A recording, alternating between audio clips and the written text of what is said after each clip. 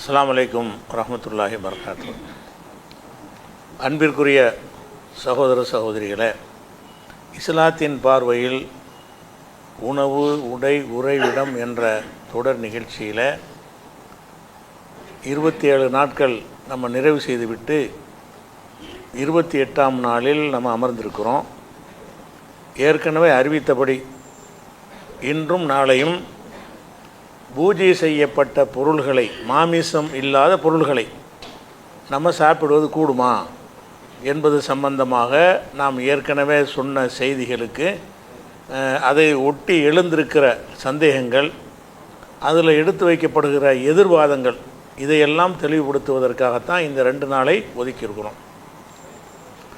இதில் ஏற்கனவே நம்ம என்ன சொன்னோமோ அந்த நிலையில் எந்த ஒரு மாற்றமே கிடையாது. எத்தனை மறுப்புகள் போட்டாலும் சரி, அந்த மறுப்புகள் நம்முடைய அந்த வாதத்துக்கு மறுக்கக்கூடிய தகுதியில் இருக்கலை. அதை முதல்ல வழங்கிக்கணும். அதைத்தான் சொல்ல போகிறோம். இருந்தாலும் அவங்க வேறு வாதங்கள் வைக்கிறதுக்கு என்ன காரணம் என்று சொன்னால், நம்ம ஏற்கனவே சொன்ன அந்த விளக்கத்தில் இன்னும் சில கூடுதல் தகவலை நம்ம சொல்லியிருக்கணும்.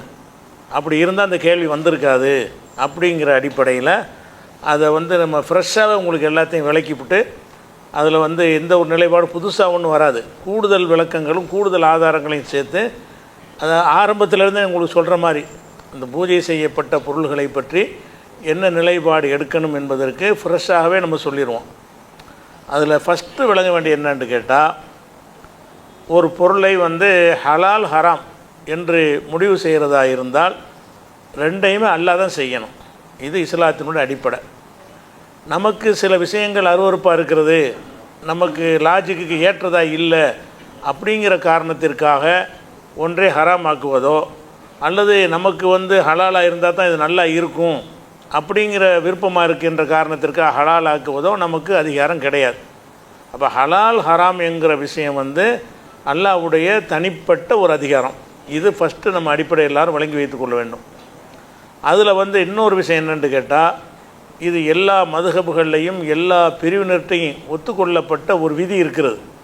அது சரியான விதி தான். அது என்ன விதி என்று கேட்டால், அல் அஸ்லு ஃபில் அஷியாய் அல் இபாஹா அப்படின்னு சொல்லுவாங்க. ஒரு காயிதா, ஒரு சட்ட விதி. அதாவது பொருட்களை பொறுத்த வரைக்கும் அது ஹலால் என்பது தான் ஒரே நிலைப்பாடு. ஹராமுக்கு தான் ஆதாரம் காட்டணும். ஏதாவது ஒன்று புதுசாக பார்க்குறீங்கன்னா இது ஹராமா ஹலால்னா ஹலால். ஏன்னு கேட்டால் எல்லாத்தையுமே அல்லாஹ் நமக்கு படைச்சிட்டான். நமக்கு அனைத்துமே ஹலால் தான். அல்லாஹ் படைத்த அனைத்துமே ஹலால் என்பது தான் பொதுவான நிலைப்பாடு. இது ஷாஃபியாக இருந்தாலும் சரி, ஹனஃபியாக இருந்தாலும் சரி, மாலிக்காக இருந்தாலும் சரி, ஹம்பலியாக இருந்தாலும் சரி, குர்ஆன் சுன்னாவில் இருக்கிற ஒரு குரூப்பாக இருந்தாலும் சரி, எல்லாருமே என்ன சொல்கிறாங்கன்னு கேட்டால் அது எல்லாம் ஹலால் என்பது தான் பொதுவான நிலைப்பாடு. ஹலால் தான். ஹராமுக்கு தான் ஆதாரம் காட்டணும். ஹராமுக்கு இப்போ ஹலாலுக்கு யாரும் ஆதாரம் காட்ட தேவையில்லை. ஹலாலுக்கு என்னென்னா ஹராமுக்கு ஆதாரம் இல்லாட்டி ஹலால் தான் அது. அப்போ எதையாவது ஹராம் என்று நம்ம சொல்வதாக இருந்தால் இன்ன காரணத்தினால் இது ஹராமுன்னு நீங்கள் தெளிவாக காட்டணும். காட்ட முடியலைன்னு அது ஹலால் தான். நீ ஹலாலுக்கு ஆதாரம் காட்டினு என்ன செய்யக்கூடாது, கேட்கக்கூடாது. இதை இது ஏற்கனவே சொல்லிட்டா, ஹலக்கலக்கும் மாஃபில் அல்லது ஜமியா, பூமியில் உள்ள அனைத்தையும் உங்களுக்காக அல்லாஹ் படைத்திருக்கிறான். ஜமியன்கிறான், ஒன்று விடாமல். இந்த பூமியில் உள்ள அனைத்தும் உங்களுக்கு தான் படைத்திருக்கிறேன். நமக்கு படைச்சிருக்கிறேன் என்ன அர்த்தம்? ஹலால்னு அர்த்தம். உங்களுக்கு அனுமதிக்கப்பட்டிருக்குன்னு அர்த்தம். அந்த ஒரு வசனமே இந்த இப்போ சொல்கிறாங்கள்ல இந்த விதி, அந்த விதிக்கு அதான் ஆதாரம். இந்த வசனத்தின் அடிப்படையில் தான் எல்லா குரூப்புகளுமே ஒவ்வொரு பொருள்லையுமே ஹலால் என்பது தான். இபாஹாண்டா ஹலாலுக்கு இன்னொரு வார்த்தை. அல் அசுலு ஃபில் அஷியாய் அல் இபாஹாம்பாங்க.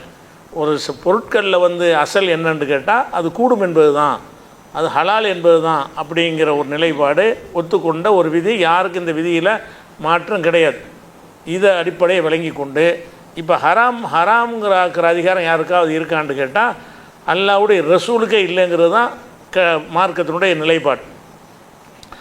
ஏற்கனவே நம்ம நேற்று சொல்லியிருக்கிறோம். அதாவது அந்த தேன் சம்பந்தப்பட்ட ஒரு சம்பவத்தை நேற்று நம்ம விளக்கியிருக்கிறோம். ரசூல் ஸல்லல்லாஹு அலைஹி வஸல்லம் அவங்க மனைவிமார்களுடைய பேச்சை கேட்டு அந்த கருவேலம் பிசின் வாட வருதுன்னு சொன்ன உடனே, இனிமேல் நான் தேனை நான் சாப்பிட மாட்டேன், தேனை எனக்கு நான் தடுத்துக்கிறேன்னு என்ன செஞ்சிட்டாங்க, தன்னளவில் ஹராமாக்குனாங்க. அனைவருக்கும் ஆக்கலை. ஆனால் அல்லாஹ் என்ன கேட்குறான், நான் ஹலால் ஆக்கினா நீ எப்படி ஹராமாக்குவேன்? ரசூல் கூட கிடையாது. ஆனால் ரசூல் எல்லாத்துக்கும் ஹராமாக்கலை, தனக்கு தான் ஆக்குனாங்க. அல்லாஹ் என்ன கேட்குறான்னா, லிமத்து ஹர்ரிமு மா அஹல்லல்லாஹு லக்க, உனக்கு அல்லாஹ் ஹலாலாக்குனதை நீ எப்படி ஹராமாக்குவாய்? அப்போ நம்ம வந்து ஹராம்னு ஆக்குறது சொல்கிறதுக்கு பயப்படணும். ஒரு விஷயத்தை வந்து ஹலால்னு சொல்வதற்கு பயப்படுவதை விட ஹராம்னு சொல்ல ஹராம்னு ஆக்குறதுக்கு பயப்படாமல் சொன்னால் அல்லாஹ்வுடைய ரசூலையே அல்லாஹ் கண்டித்த ஒரு விஷயம் அது. நான் எஜமான ஒருத்தன் இருக்க, நீ ஹலாலாக்குவியா? ஒன்றை என்னுடைய அடியார்களுக்கு நான் தான் ஹராமாக்குவேன், நான் தான் ஹலாலாக்குவேன். அடியார்களுக்கு உத்தரவிடக்கூடிய அதிகாரம் எனக்கு தான் இருக்குது. அப்படிங்கிற காரணத்தினால தான் நபிகள் நாயகம் ஸல்லல்லாஹு அலைஹி வஸல்லம் அவர்களுக்கு அல்லாஹ் என்ன செய்கிறான்னு கேட்டால், யா அய்யுஹன் நபியு லிமத்து ஹர்ரிமு, நீ ஏன் ஹராமாக்குகிறாய்? மா அஹல்லல்லாஹு லக்க, அல்லாஹ் உனக்கு ஹலாலாக்குனதை நீ ஏன் ஹராமாக்குகிறாய் என்ற ஒரு வசனத்திலிருந்து நம்ம என்னத்துக்கு பார்க்க போனால் ஹராமுக்கு தெளிவான ஆதாரம் இருக்குனுங்கிற பேசிக் இன்றைக்கி விளங்கிக்கணும். இந்த விஷயத்தை விளங்குவதாக இருந்தால் ஹராம் என்று சொல்பவர்கள் தான் ஆதாரத்தை காட்டணும். சும்மா சில காரணங்களை வந்து சொல்லிலாம் ஹராமாக்கிடக்கூடாது. ஆதாரத்தை காட்டி என்ன செய்யணும்? ஹராமாக்கணுங்கிறது விளங்குகிறது. அதே மாதிரி வந்து ஏற்கனவே இது சொன்ன உசூல் தான், இது சொன்ன உசூலை தான் திருப்பி ஒருக்கா சொல்கிறேன். அதாவது 6:140 வசனத்தில் அல்லாஹ் என்ன சொல்கிறான்னு கேட்டால், அதாவது 16வது சூறாவில் 116வது வசனம், அதில் என்ன செய்கிறான்னு கேட்டால், ஒலா தக்குல், நீங்கள் சொல்லாதீங்க, லிமா தசிஃபு அல்சினத்துக்கும் உங்களுடைய நாவுகள் கூறுபவற்றை எல்லாம் நீங்கள் என்ன செஞ்ச சொல்லிடாதீங்க. ஹாதா ஹலாலுன்னு ஹாதா ஹராமுன், இது ஹலாலு இது ஹராமுன் பண்ணி சொல்லிவிடாதீங்க. நல்லா லி தஃப்தரு அலல்லாஹில் கதிப, அல்லாஹ் மேலே வந்து பொய்யை இட்டு கட்டி அப்படி சொல்லிடாதீங்க, நான் சொன்னேன்னான்னு பாருங்கள் அப்படின்னு நல்லா என்ன செய்கிறான்டா, மக்களுக்கு உலாத்த கட்டளை அப்படி சொல்லக்கூடாதுங்கிறான். இது ஹலால் இது ஹராம்னு சொல்வதாக இருந்தால் என் மீது இட்டுக்கட்டி சொல்கிறீங்கன்னு அர்த்தம். நான் சொல்லி இருந்தால் தான் நீங்கள் சொல்லணும். இப்போ ஹலால்னு ஒன்றை சொல்வதற்கு நம்ம இட்டுக்கட்டி சொல்லலை. ஏன் இட்டுக்கட்டி சொல்லலை? எல்லாம் ஹலால் தானே. நம்ம ஒன்றை ஹலால்னு சொன்னோம்னா அனைத்தும் ஹலால், அதனால் ஹலால். ஹராம்னு சொன்னால் குறிப்பிட்டு காட்டு. எது ஹராம்னு சொல்கிறியோ நீ ஹராம்னு சொல்கிறவங்க ஆயிரக்கணக்கான விஷயங்களுக்கு ஆயிரக்கணக்கான ஆதாரம் காட்டணும். ஹலால்னு சொல்கிறவங்க 1000 சேர்த்து ஒரே பதில் தான், அல்லாஹ் ஹலால்ட்டான், அவ்வளோதான். 1000 விஷயங்களை கேட்குறாங்க, அனைத்து ஹலால்ன்றோம். என்ன அல்லாஹ் ஹலால் ஆக்கிட்டான். அப்போ ஹராம்னு சொல்கிறவங்க இது ஹராமுக்கு என்ன ஆதாரம், அது ஹராமுக்கு என்ன ஆதாரம், அது ஹராமுக்கு என்ன ஆதாரம்னு என்ன செய்யணுங்க, அவ்வளோ ஆதாரங்களை வச்சு தான் ஒரு விஷயத்தை வந்து ஹராம்னு நிறுவ முடியும். அப்போ இது 116வது வசனத்திலும் அல்லாஹ் இதை சொல்லி காட்டுறான். அப்படி யாராவது செய்வார்களே ஆனால் அல்லதீன எஃப்தரூன் அலல்லாஹில் கதிப லா யுஃப்லிஹூன், அல்லாஹ் மேலே பொய்யை இட்டு கட்டுறவங்க வெற்றி பெற மாட்டார்கள். அப்போ இந்த விஷயத்தில் நம்ம என்னென்னா ஹராம்னு ஹலால்னு சொல்கிறதுக்கு பயப்படுறாங்க. எப்படி போய் ஹலாலுங்கிறீங்க அப்படிங்கிறாங்க. எப்படி போய் ஹராம்னு சொல்கிறேன்னு என்ன செய்யணும், அதுக்கு பதறணும். எப்படி வந்து அல்லாஹ் ஹராம்னு சொல்லாத ஒன்றை நான் எப்படி ஹராம்னு சொல்வது என்று பயப்படணுமே தவிர அல்லாஹ் ஹலாலு சொல்வது பயப்பட தேவையில்லை. அது அந்த விதியில் வந்து விட்டது. அதை நம்ம விளங்கிக்கிற ஒரு விஷயம். அதே மாதிரி வந்து 6:140 வசனத்தில் எல்லாம் சொல்லி காட்டுகிறான். அந்த காஃபிர்களுடைய நிலைப்பாட்டை சொல்கிறான். கது ஹசிரல்லதீன கத்தலு அவுலாதகும் சஃபகம் பி கைரி இல்மின், அறிவில்லாமல் தங்களுடைய பிள்ளைகளை கொள்கிறார்களே அவர்கள் நஷ்டமடைந்து விட்டார்கள் என்று சொல்லிவிட்டு இன்னொரு வேலையை அவங்க செஞ்சாங்கன்னு சொல்கிறான். ஹர்ரமும் மரசகமுல்லா, அல்லாஹ் அவங்களுக்கு வழங்கியதை வந்து ஹராமாக்கி கொண்டார்கள். பிள்ளைகளை கொள்வதையும் ஹராமாக்குறதையும் ஒரே நிலையில் அனுப்பாட்டுறான். இவங்க நஷ்டப்பட்டாங்கன்னு கேட்டால் தங்களுடைய பிள்ளைகளை கொலை செய்கிறாங்க, ஒரு தப்பு. அல்லாஹ் ஹலாலாக்குனது, அல்லாஹ் ரிஸ்க் அளித்ததை ஹராமாக்கு இவங்களா ஹராமாக்குறாங்க. அதனால் இவர் நஷ்டமடைந்து விட்டார்கள். இஃப்திரான் அலல்லாஹ், அல்லாஹ் மேலே இட்டு கட்டி என்ன செய்கிறாங்க, இந்த மாதிரி ஹராம்னு சொல்கிறார்கள். கது லல்லு, அவங்க வழிகட்டு போய்விட்டார்கள். ஒமாக்கான முகுத்ததீன், அவங்க நேர் வழியில் இருப்பவர்களே இல்லை.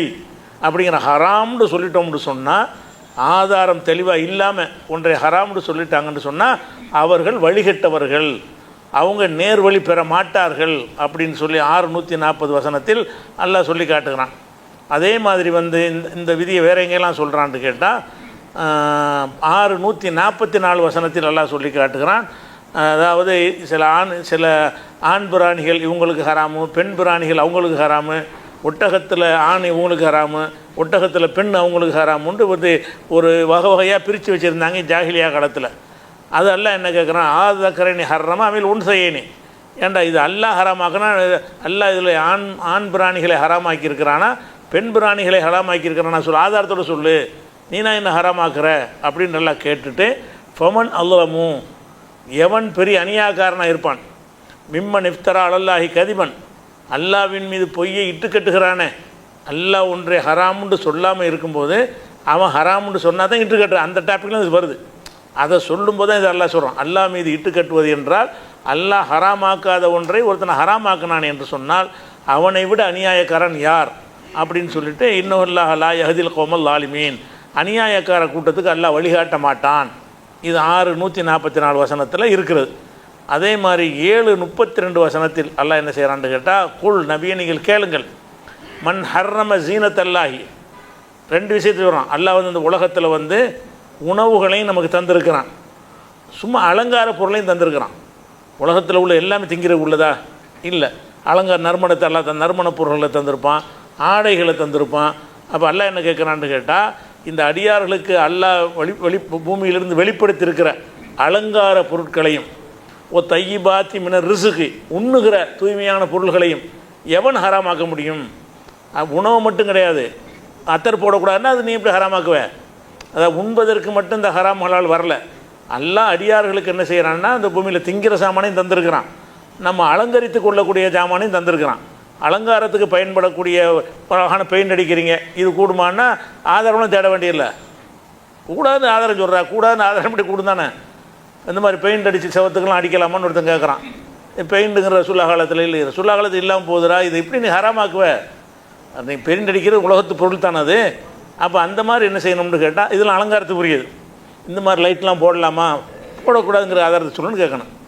போடலாமான்னு கேட்டால் நீ போடக்கூடாதுங்கிற போடலாமான்னு கேட்கவே கூடாது. எல்லாமே ஹலால் தான். உலகத்தில் அனைத்துமே அந்த கார்பெட் விரிக்கலாமான்னு ஒருத்தன் கேட்குறான், விரிக்கக்கூடாதுன்னு சொல்லு. விரிக்கிறதுக்கு ஆதாரம் கேட்கக்கூடாது, கார்பெட் விரிக்கக்கூடாதுன்னு ஒரு ஆதாரத்தை காட்டு. இந்த ஆதாரத்தின் அடிப்படையில் கார்பெட் விரிக்கிறது தப்பு, சேரில் உட்கார்ந்து பயான் கேட்கலாமான்னு ஒரு கேட்டான்னா கூடாதுன்னு ஆதாரம் சொல்லி, அதுக்கு நம்ம ஆதாரம் சொல்லிட்டு இருக்கக்கூடாது. சேரில் உட்காந்து பயான் கேட்கலாமான்னு கேட்பான். கூடாதுன்னு நீ சொல்கிறியா, அப்போ ஆதாரம் காட்டு. கூடுங்கிற என்ன ஆதாரம்? கூடுங்கிறதுக்கு ஆதாரம் கேட்கவே கூடாது. ஏன்னு கேட்டால் அல்லாஹ் வந்து தன் அடியார்களுக்கு வெளிப்படுத்தி தந்திருக்கிறான். குல் நபி நீங்கள் சொல்லுங்கள், மன் ஹர்ரம ஜீனத்தல்லாஹி, அல்லாஹ்வுடைய அலங்கார பொருள்கள், அல்லத்தி அஹ்ரஜல் இபாதிஹி, அடியார்களுக்காக அவன் வெளிப்படுத்தியிருக்கிறான். இதையெல்லாம் அவன் தான் தயாரித்து தந்திருக்கிறான். அதை எவன் ஹராமாக்க முடியும்? தையிபாத்தி மினர் ரிசுக்கு, ரிசுக்கில் வந்து தூய்மையானவைகள், உண்பதற்கு தந்த விஷயங்களையும் அலங்காரத்துக்கு தந்த விஷயங்களையும் எவனாவது ஹராமாக்க முடியுமா? ஹராமாக்க முடியாது, எனக்கு உள்ளது தான் அப்படின்னு சொல்லி என்ன செய்கிறான்னு கேட்டால், இந்த விஷயங்கள் எல்லாம் குல்ஹியல் இல்லதீன் ஆமனும், இவையெல்லாம் மூமின்களுக்கு உரியது. எது? இந்த உலகத்தில் உள்ள ரிசுக்காக இருக்கட்டும், உலகத்தில் உள்ள அலங்கார பொருள்களாக இருக்கட்டும், மூமின்களுக்கு உரியது. ஹாலிசத்தன் யௌமல் கியாமத்தி, கியாமத்து நாளில் துன்யாவுலேயும் முஸ்லீம்களுக்கு உரியது. துன்யாவில் மற்றவங்களும் பயன்படுத்திக்கிடுவாங்க, ஆகிரத்தில் வந்து மூமின்களுக்கு மட்டும் உரியது. இந்த உணவு அலங்கார பொருள்கள் எல்லாம் துன்யாவில் அவனுக்கும் உள்ளது, உனக்கும் உள்ளது, ஆகிரத்தில் உனக்கு மட்டும் உரியது அப்படின்னு நல்லா சொல்லி காட்டும்போது 7:32 வசனத்தில் எவன்டா ஹராமாக்குறதுன்னு கேள்வி கேட்குறான்ல. நான் ஹலாலாக்கின ஒன்றை, நான் அலங்கார பொருளாக தந்திருக்கிற ஒன்றை வந்து நீங்கள் எப்படி ஹராமாக்குவீங்கன்னு நல்லா கேட்குறான். அப்போ அடிப்படை நம்ம என்ன விளைவிக்கணும்னு கேட்டால், எதை ஹராம்னு சொல்வதாக இருந்தாலும் சரி அதுக்கு தெளிவாக ஆதாரம் வச்சுருக்கலான்னு கேட்கணும். இது ஹராம்னு சொல்வதற்கு இந்த வசனத்திலிருந்து தெரிகிறேன்னு சொல்லு, இந்த ஹதீஸிலிருந்து தெரிகிறேன்னு சொல்லணுமே தவிர, இல்லை அது வந்து பார்த்தா அது தப்பாக தானே தெரியுது, அது இப்படி பார்த்தாலும் உனக்கு தப்பானு தெரிஞ்சாலும் ஆதாரம் ஆகாது. இந்த ஹராம்னு சொல்வதற்கு என்ன செய்யணும்? ஒரு வசனத்தை காட்டணும், ஒரு ஹதீஸை காட்டணும். அதே மாதிரி வந்து 10:59 வசனத்தில் என்ன செய்கிறான்னு கேட்டால், குல் நபியை நீங்கள் சொல்லுங்கள், அராய்த்தும் அன்ஸலல்லாஹு லக்கும் மின் ரிசுக்கின், அல்லாஹ் உங்களுக்கு வழங்கிய ரிசுக் இருக்கிறத அதில் ஃபஜஅல்தும் மின்ஹு ஹராமன் ஹலாலன், நீங்களாக அதில் ஹலாலையும் ஹராமையும் ஏற்படுத்துகிறீர்கள். அல்லாஹ் உங்களுக்கு ரிசுக்கை தந்துட்டான், அதில் நீங்களே சிலதை ஹலால் ஆக்குறீர்கள், நீங்களே சிலதை ஹராம் ஆக்குகிறீர்கள் சொல்லிட்டு அல்லாஹ் கேட்குறான். கூல் நபியை நீங்கள் கேளுங்க, அல்லாஹு அதினலுக்கும், இது அல்லாஹ் உங்களுக்கு அனுமதித்திருக்கிறானா, அலல்லாஹி தப்தரூன், அல்லாஹ் மேலே இட்டுக்கிட்டு நீங்களா சொல்கிறீங்களா? இது ஹராம்னு சொல்கிற நீங்களா சொல்கிறீங்களா? அல்லாஹ் சொல்லியிருக்கிறான்னு அவங்கள்ட்ட கேட்க சொல்கிறான். அப்போனா என்னது? இந்த விஷயத்தில் அல்லாஹ் வந்து அதிகாரத்தை யாரும் கொடுக்க தயாராக இல்லை. அவங்க அல்லாஹ் வழங்கின அல்லாஹ் இருக்கிற ரிசுக்கை வந்து ஹராம் என்றும் ஹலால் என்றும் நீங்களே ஆக்க பார்க்குறீங்க. அதுக்கு அல்லாஹ் என்ன செய்கிறான்? அவங்கள்ட்ட நோக்கி கேள்வி கேட்க சொல்கிறான். அல்லாஹு அதினலுக்கும், அல்லாஹ் தான் இதை உங்களுக்கு இப்படி சொல்ல அனுமதி கொடுத்துருக்கிறானா, அலல்லாஹி தப்தரூன், அல்லாஹ் மேலே இட்டு கட்டுறீங்களா அப்படின்னு கேட்பது 10:59 வசனத்தில் இருக்கிறது.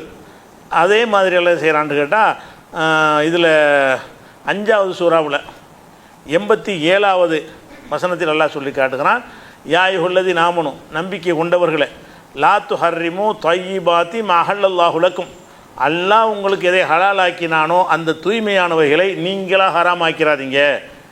அரிசி பருப்பு உளுந்து எல்லாம் அல்லாஹ் தந்த தூய்மையானவைகள்.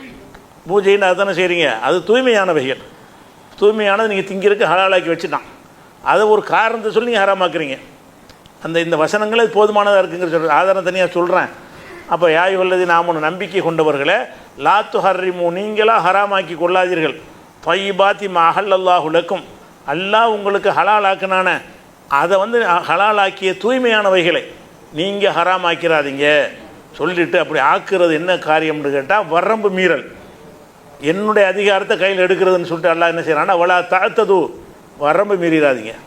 இந்த விஷயத்தில் எல்லை தாண்டி நானும் ஹராமாக்குவேன், ஆதாரம் இல்லாட்ட நான் ஹராமாக்குவேன், எனக்கு தப்பு மாதிரி தெரியுது அதனால் ஹராமாக்குவேன், என் மனசு ஏற்றுக்கிற மாட்டேங்குது அதனால் ஹராமாக்குவேன்னு சொன்னீங்கன்னா அல்லாஹ்வுடைய அதிகாரத்தை கையில் எடுக்கிறீங்க.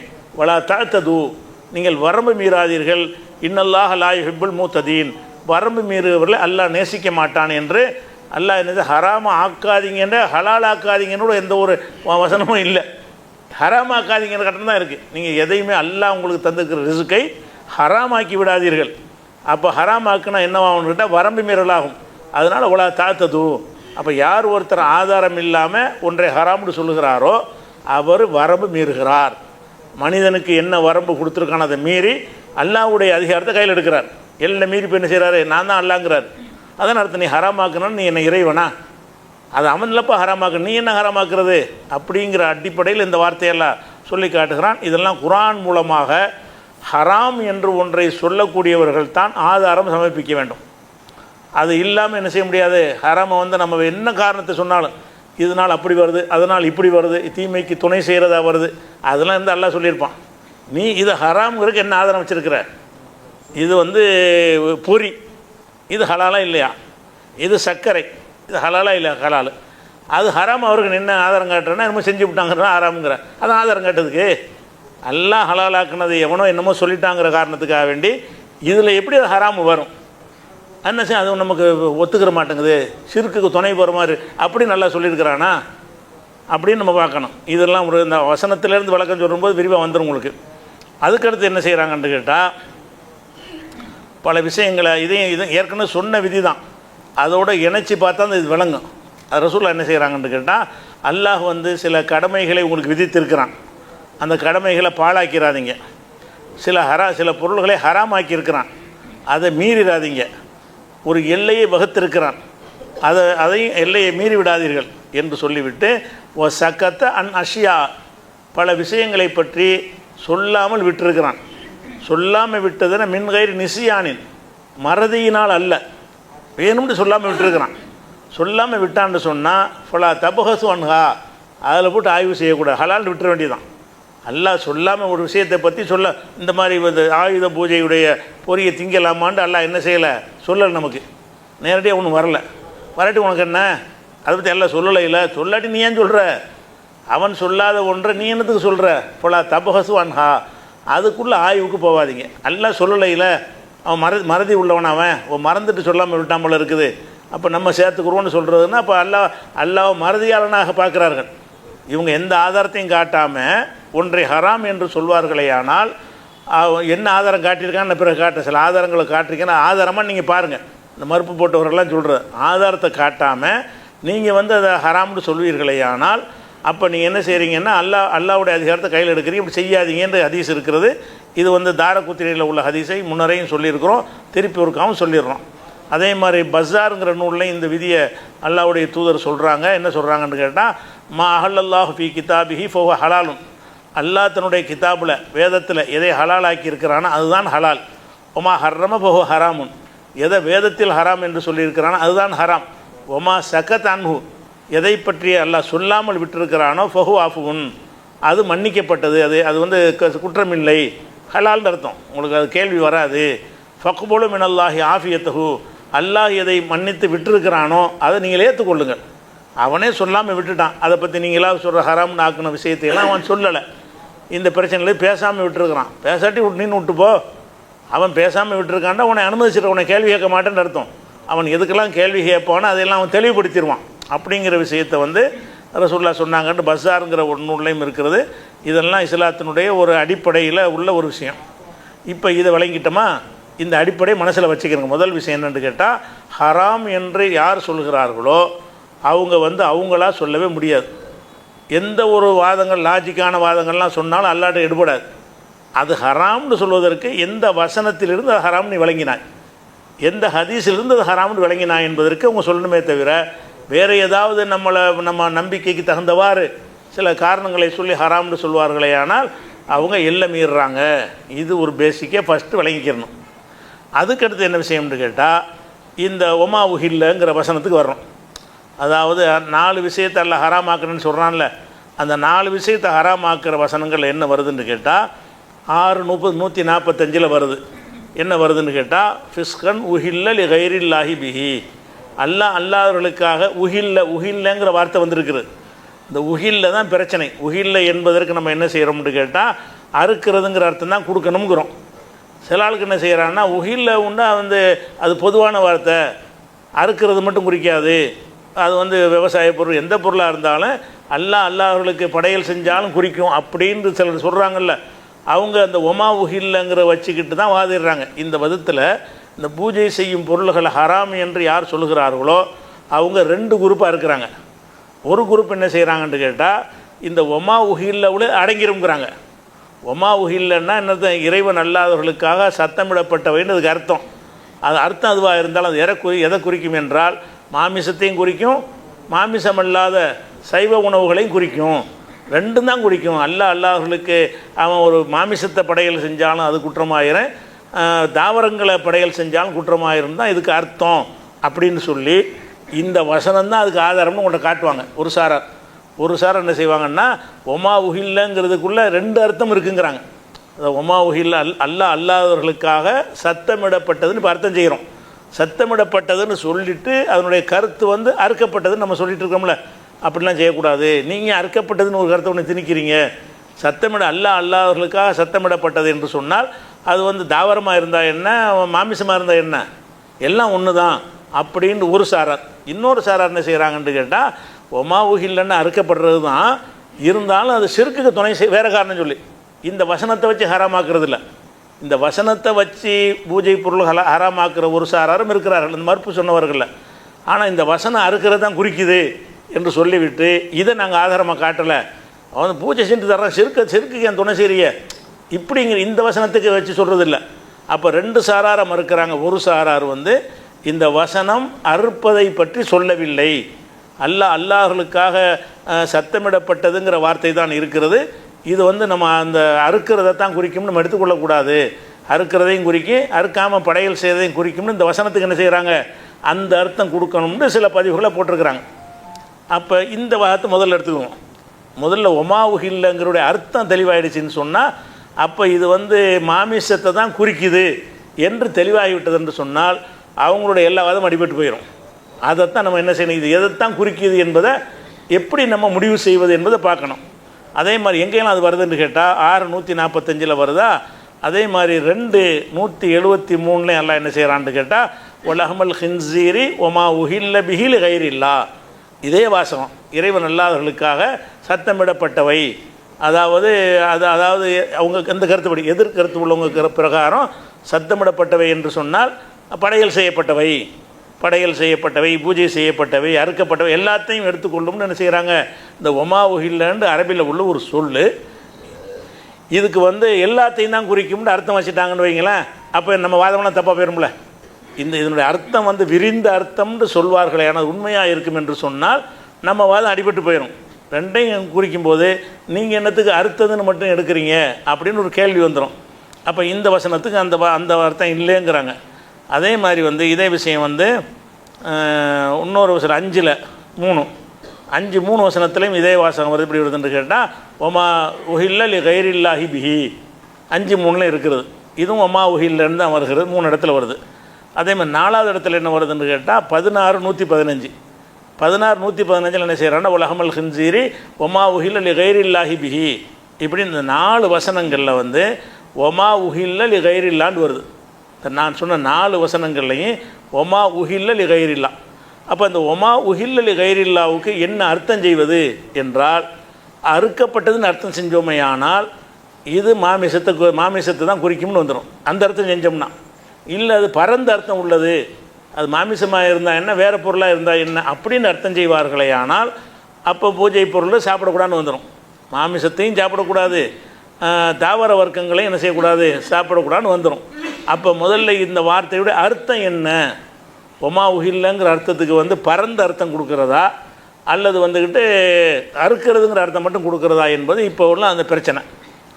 இப்போ இந்த உஹில்லாவுக்கு போகிறதுக்கு முன்னாடி, ஏன்னா இதை வந்து டீப்பாக நான் விளக்கிருந்து அந்த பதிவெல்லாம் போட்டிருக்க மாட்டாங்க.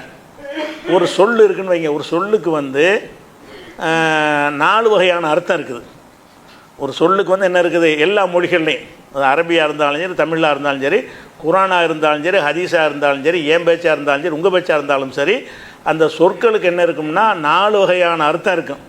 சில இடத்துல ஒரு வகையான அர்த்தம், சில இடத்துல இன்னொரு வகையான அர்த்தம், சில இடத்துல இன்னொரு வகையான அர்த்தம், சில இடத்துல இன்னொரு வகையான அர்த்தம்னு சொல்லி 4 வகையான அர்த்தம் இருக்குது. 4 வகையான அர்த்தம் என்னன்னு கேட்டால், ஒரு சொல்லுக்கு அகராதியில் என்ன அர்த்தம், ஒரு சொல்லுக்கு என்ன இருக்குது அகராதியில் முதல்ல அந்த வார்த்தையை உண்டாக்கியிருப்பான்ல அந்த மொழியில், அந்த மொழியில் அந்த வார்த்தை இப்போ உஹில்லன்னா சத்தம் போடுறதுன்னு உண்டாக்கிட்டான், அகராதி அர்த்தம் தான். அல்லாஹ்வுக்கு உஹில்லன்னா சத்தமிடப்பட்டதுன்னு அர்த்தம், இது அகராதி அர்த்தம். அப்போ அகராதின்னா டிக்ஷனரியில் உள்ள அர்த்தம். டிக்ஷனரி எடுத்து பார்த்தீங்கன்னா என்ன இருக்குது, ஆல்ஃபபெட்டிக்கில் போட்டிருப்பானுல்ல, அதான் அகராதிம்பாங்க. அந்த அகராதிங்கிற விஷயம் என்னன்னு கேட்டால், அந்த சொல்லை முதல்ல உருவாக்கியிருப்பான்ல, அப்போ என்ன அர்த்தத்துக்கு அது உருவாக்கினான் அப்படிங்கிறது அகராதி அர்த்தம். அது மாத்திரம் இல்லாமல் அதே சொல்லுக்கு வந்து அகராதியில் ஒரு அர்த்தம் இருந்தாலும் ஒரு குறிப்பிட்ட துறையில் ஒரு டிபார்ட்மெண்ட்டில் என்ன செய்வாங்கன்னா அந்த சொல்லை வந்து வேறு ஒரு அர்த்தத்துக்கு பயன்படுத்திடுவாங்க. அகராதியில் அந்த அர்த்தம் இருந்தாலும் அதை தனியாக ஓரம் கட்டி வச்சுட்டு என்ன செய்வாங்கன்னா, அந்த துறைக்குள்ளே நீங்கள் போனீங்கன்னு சொன்னால் அதுக்கு அர்த்தம் என்ன செய்யும், இதுதாண்டு ஒரு அர்த்தத்தை டிபார்ட்மெண்ட் வாரியாக மாற்றிடுவாங்க. இப்போ உதாரணமாக இப்போ நோம்புன்னு நம்ம சொல்கிறோம், நோம்புக்கு உள்ள அரபி வார்த்தை என்ன, சவுமு. சவுமுண்டா நோம்புன்னு நம்ம சொல்கிறோம். சவுமுக்கு அகராதியில் நோம்புன்னு அர்த்தம் கிடையாது. சவுமு என்கிற வார்த்தைக்கு டிக்ஷனரியில் பார்த்தீங்கன்னா, இஸ்லாம் வந்து தானே நோம்பை உண்டாக்குது. அதுக்கு முன்னாடி இந்த சவுமு வார்த்தை இருக்குதுல்ல, ரசூல்லா வந்து அல்லாஹ் வந்து நமக்கு நோம்பை கடமையாக்குறதுக்கு முன்னாடியே இந்த சவுமு என்ற சொல் அரபியில் இருந்துச்சா இல்லையா? அப்போ இந்த மாதிரி சுபுலேருந்து மகரிப் வரைக்கும் சாப்பிடாமல் இருக்கிறன்னு அர்த்தம் இருக்குமா? அது இஸ்லாம் வந்து சொன்ன பிறகு தான் இந்த சவுமுன்னு மாற்றிக்கிட்டோம். அதுக்கு முன்னாடியெல்லாம் என்னென்னா சவுமுன்னு சொன்னால் கட்டுப்பாடாக இருப்பது, எல்லா கட்டுப்பாட்டுக்கும் சவுமுன்னு சொல்லலாம். அகராதி பிரகாரம் வந்து எல்லா விதமான ஒரு மௌனம் பேசாமல் இருக்கிறான், அது வந்து அகராதிப்படி சவுமு தான். அகராதிப்படி என்ன செய்யலாம், ஒருத்தவங்க சண்டையாக இருக்கிறான் பேச மாட்டான், அதுக்கு கூட சவுமு தான். நான் உன்னை பேசவே மாட்டேன்னு என்ன செய்யலாம், உறுதியாக நிற்கிறான். அது கட்டுப்பாடாக இருக்கிறதுக்கு பேர் என்னது, எல்லாம் 24 மணி நேரமும் ஒரு குறிப்பிட்ட நேரத்துலேருந்து குறிப்பிட்ட நேரம் வரைக்கும்னு கிடையாது. ஆனால் மார்க்கத்தில் நோன்புன்னா என்ன, எல்லா கட்டுப்பாடும் இது குறிக்காது, அந்த பாதி நேரத்தை தான் குறிக்கும். ஒரு நாளுடைய பாதி நேரம் கட்டுப்பாடாக இருக்கிறது. எதில் கட்டுப்பாடாக இருக்கிறது, உண்ணுதல், பருகுதல், தாம்பத்தியம், இந்த 3 விஷயத்தில் உன்னையும் கட்டுப்படுத்தி கொள்ளணும் அப்படின்னு எடுத்து என்ன செய்யுதுன்னா நோன்புக்கு வந்து சவுமுங்கிற வார்த்தை யூஸ் பண்ணுறோம். இப்போ இந்த சவுமு அல்ல உங்களுக்கு வந்து நோன்பு கடமையாக்கப்பட்டிருக்குன்னு சொல்கிற இடத்துல நம்ம அகராதி அர்த்தம் செய்ய முடியுமா? உங்களுக்கு சவுமு கடமையாயிடுச்சு, கட்டுப்பாடாக இருந்துக்கிறேன் எல்லாத்தையும் இது இந்த குறிக்காது. காலையிலேருந்து ராத்திரி வரைக்கும் சாப்பிடாமல் இருக்கிறது அர்த்தம் வராது. அகராதியில் அந்த அர்த்தம் இல்லையில. அப்போ அகராதியில் ஒரு அர்த்தம் இருந்தாலும் இஸ்லாமுங்கிற இந்த துறை என்ன செய்யுதுன்னு கேட்டால், இந்த மார்க்கம் என்ன செய்யுதுன்னு கேட்டால், அந்த சொல்லுக்கு இதுதான் அர்த்தம்னு நமக்கு சொல்லிப்பிடிச்சு. அப்போ இஸ்லாம் தொடர்பான செய்திகளை பேசுகிற இடத்துல சவுமுண்டு வந்தால் இந்த ஒரு அர்த்தம் தான். அந்த அர்த்தம் செய்யக்கூடாது.